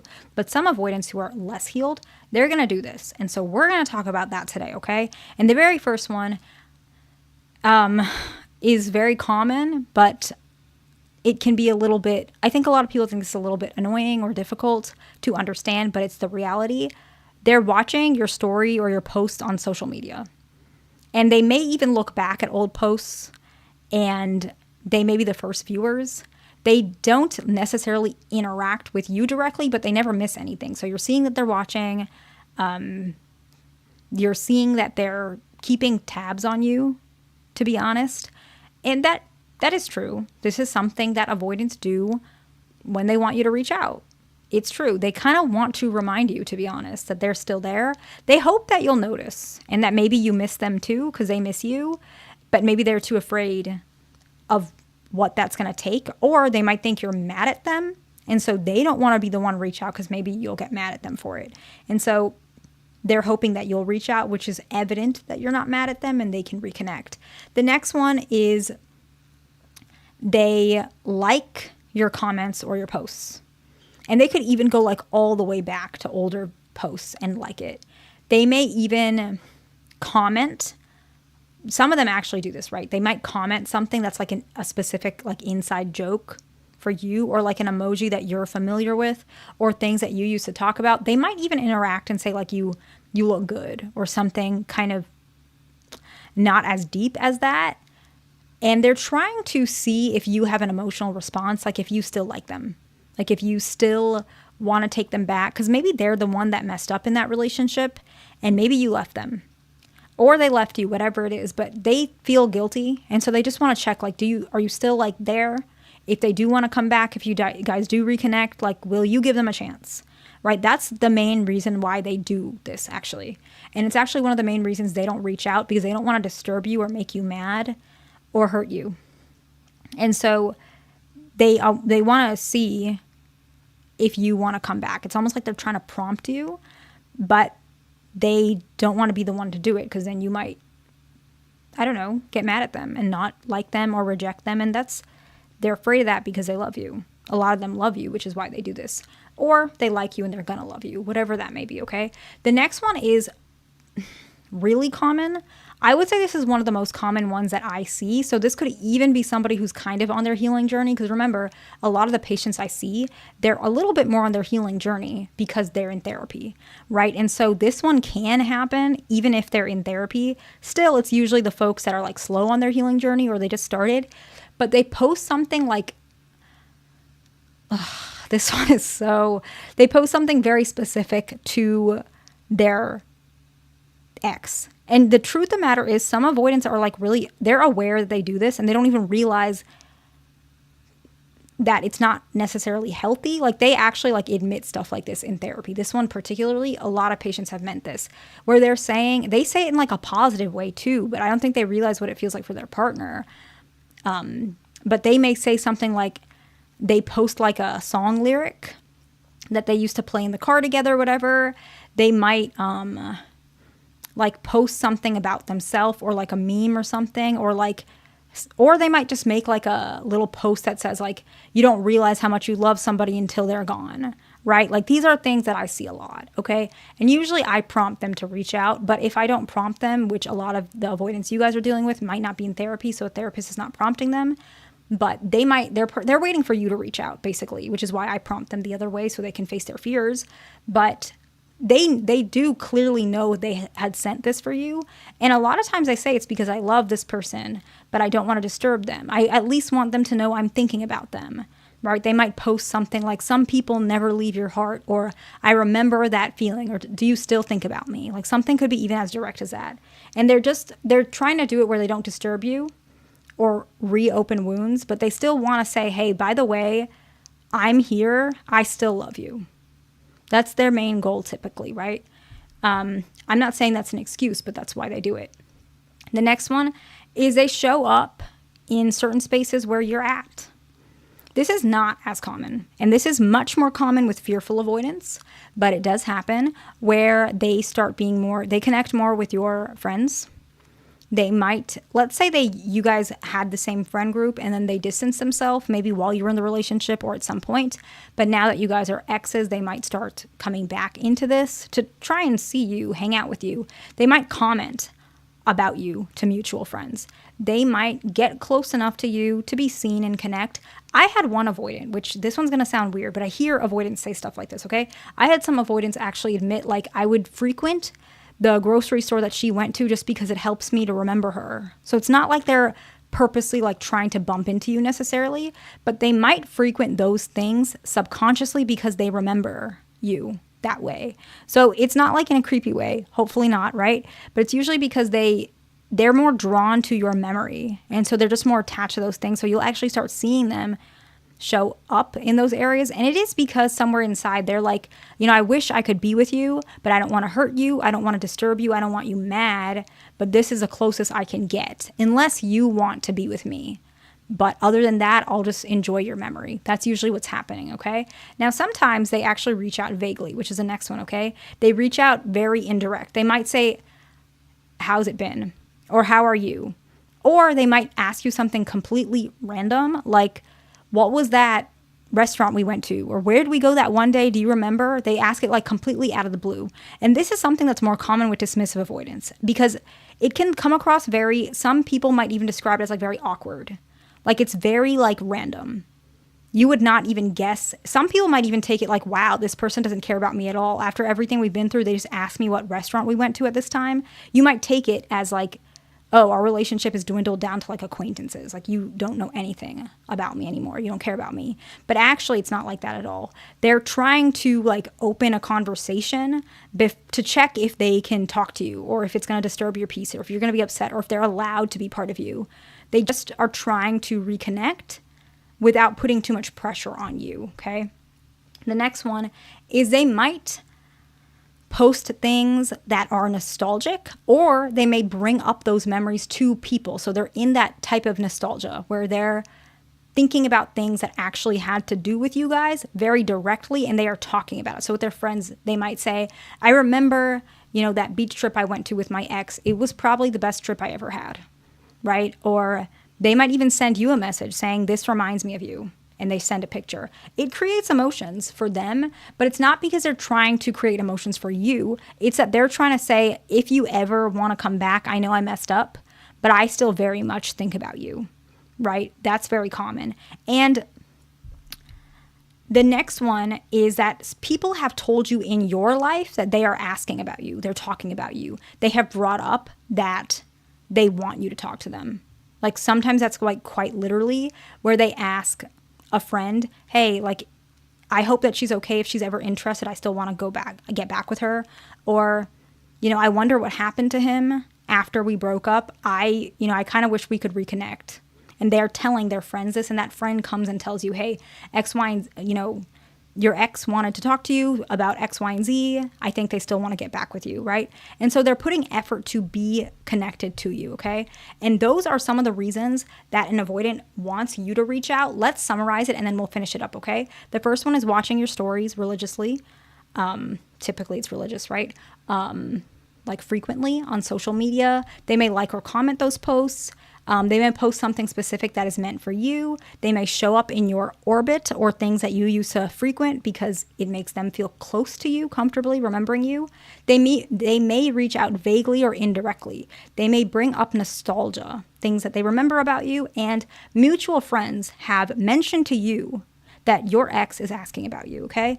So we've talked about all the ways that avoidants kind of express themselves in a romantic setting, from how they open up, to what you can do to make them open up, to how they propose to you, how they show you they love you, why they leave you, how they act when they're guilty, how to know they're not over you, how to know that they want you to reach out, why they're not reaching out. But there's a particular type of person that avoidants tend to continue to go back to.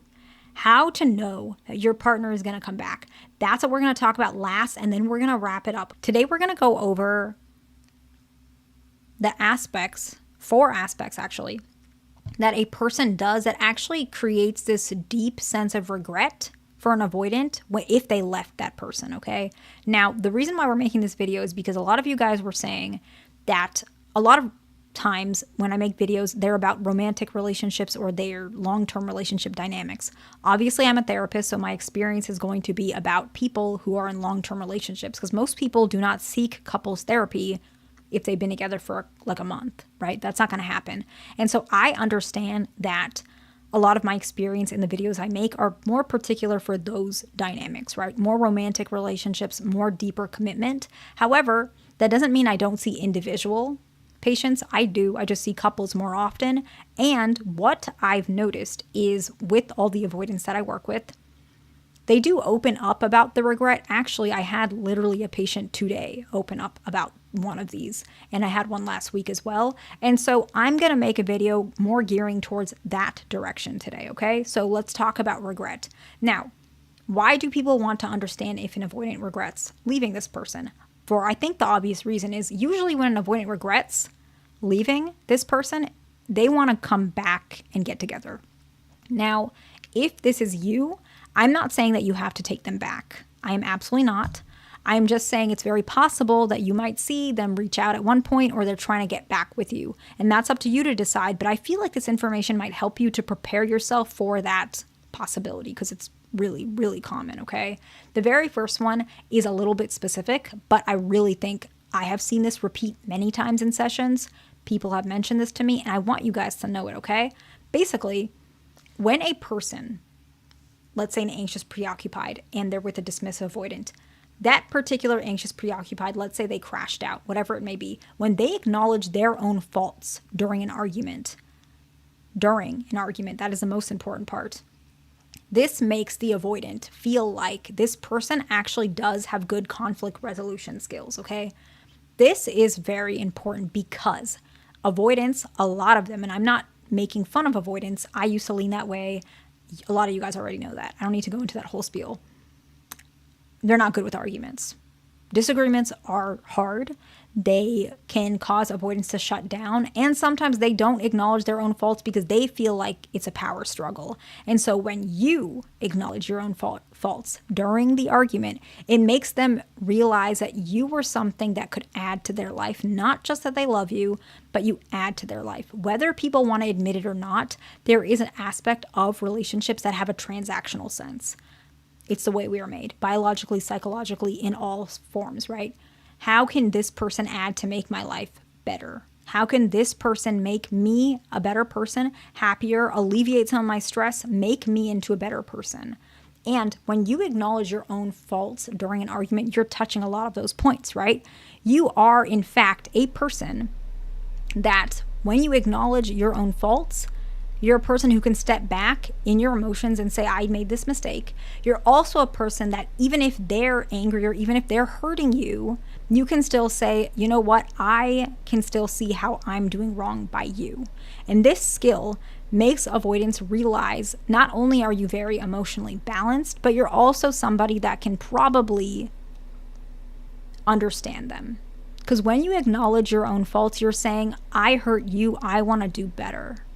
So they're allowed to have feelings, which is very appealing to avoidance. You are basically a person who said, I'm not going to reject you. I'm going to change if I need to for the sake of this relationship. And avoidants don't even realize how rare that is sometimes until it's gone. Or to the point where they start realizing, if you can admit your faults, I kind of wish I could. And that's the other side of the regret too. Not only do they feel bad that they lost somebody who really was gonna make them happy, but they also feel bad because they realize, I was caught up in my feelings during that argument. I could have just not accepted my fault and left preemptively instead of actually stayed in that relationship and communicated. I should have done that, right? They start feeling that regret and realizing that you were doing all the things that they probably wish they could have done. The next one is actually a person who addresses their needs without ultimatums or cornering behavior. Now, why is this something that avoidants regret so deeply when they lose this person? To be completely honest, it's because it's not that common, right? Of course, on my little corner of our YouTube channel that, I'm doing, you guys are commenting on, most of you guys already know this. And most of you guys are not doing this. I read your comments. I know you guys don't do this. However, the vast majority of people who have very dysfunctional relationships and have trauma, they communicate with ultimatums all the time.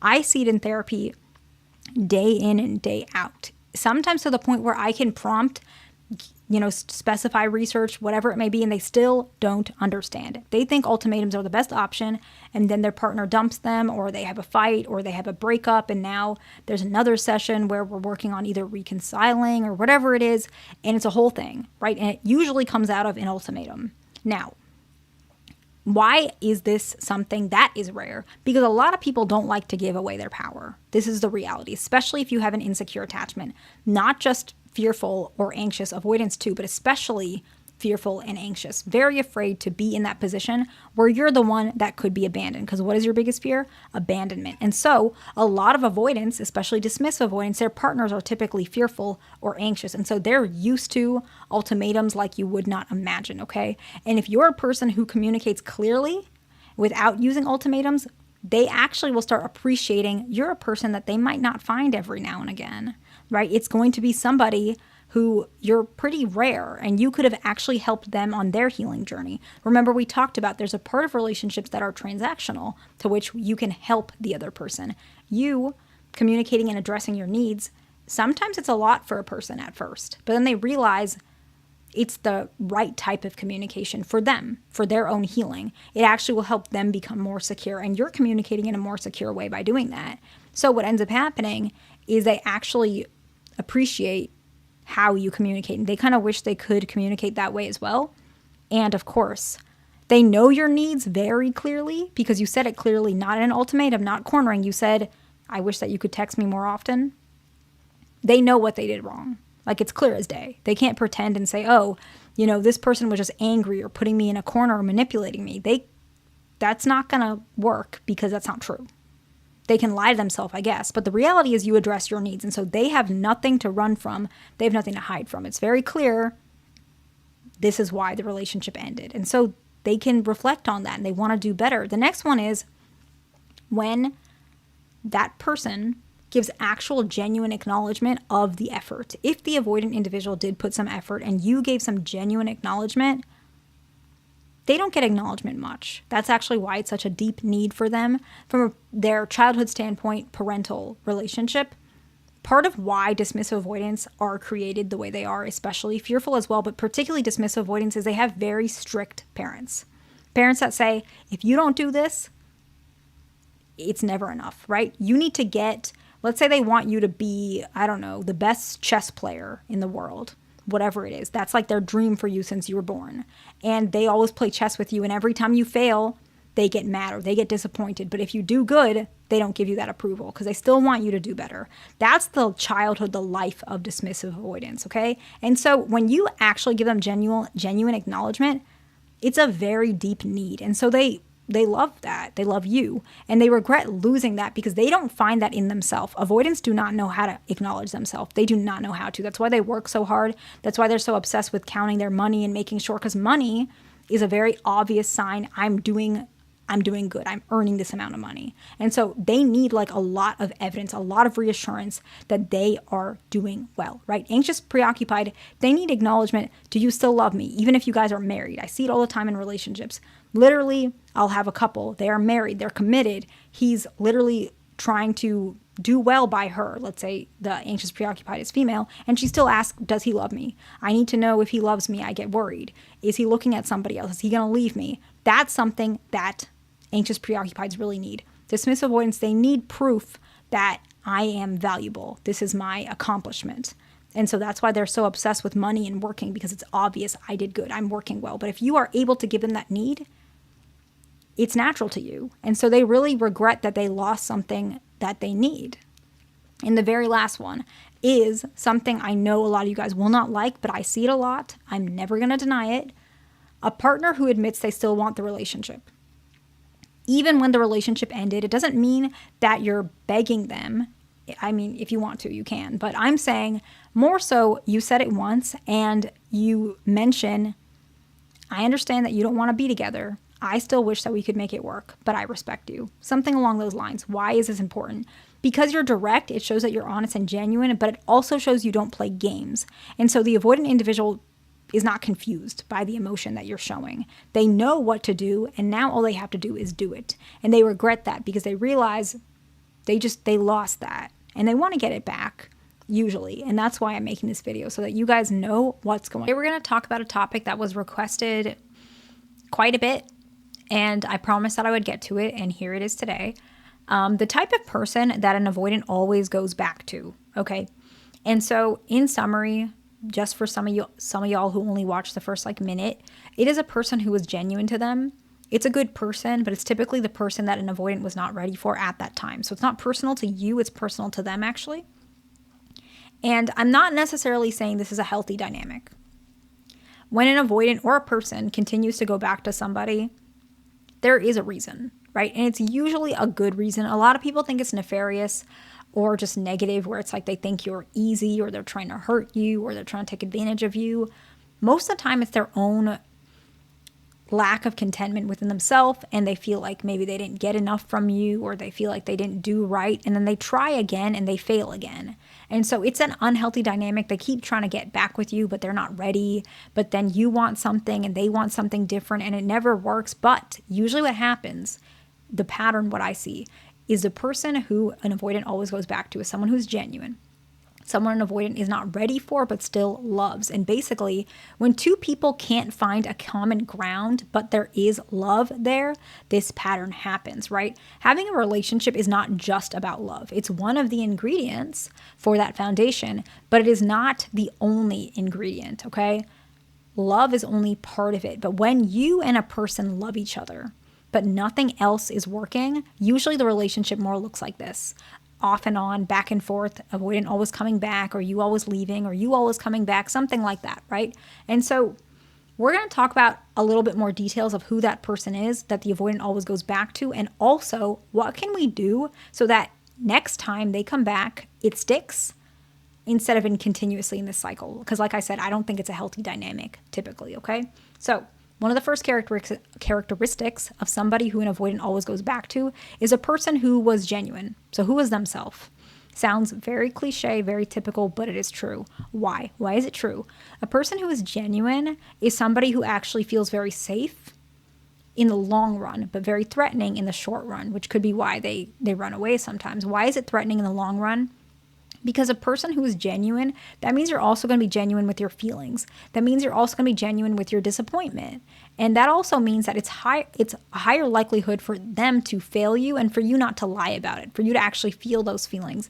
And so they're going to have to face a lot of their inadequacies, what they feel is inadequate about themselves. So they like that about you, but it's hard for them to actually compete with that reality. So like we were saying, you're a genuine person, but they're not ready for you. Nothing to do with you, it has to do with them. So it's the first one. The second one, typically it's a person who challenged them in a way to change for the better, but they weren't ready. Some avoidants, a lot of them, they do step up. I used to be an avoidant, my partner used to be one, and this is actually something that both of us did. We challenged each other, but we just made it work. Honestly, it didn't even take that long, especially for him. But for me, it took a little longer. Never mind. But some avoidants, when you challenge them to change for the better, they do change and they do show up. Sometimes it takes longer, but some of them, especially when they're very unhealed or just younger in their healing journey, so they're trying to heal, they don't really know where the issues are, they are not ready. And so instead, they feel like you're doing something to hurt them, or you're manipulating them, or you're tricking them, or you're not genuine, or you're too difficult, whatever their narrative is, okay? And they run away from that. But then they realize with a little bit of time, they miss you, they love you, or maybe that you weren't being that harsh and they come back. And then you trigger them again, and they trigger you, and then break up and then come back, right? And so that's where that cycle comes from. The next one is a person who knows who they really wanted. This one is probably the most biggest one. This one I should have probably put first.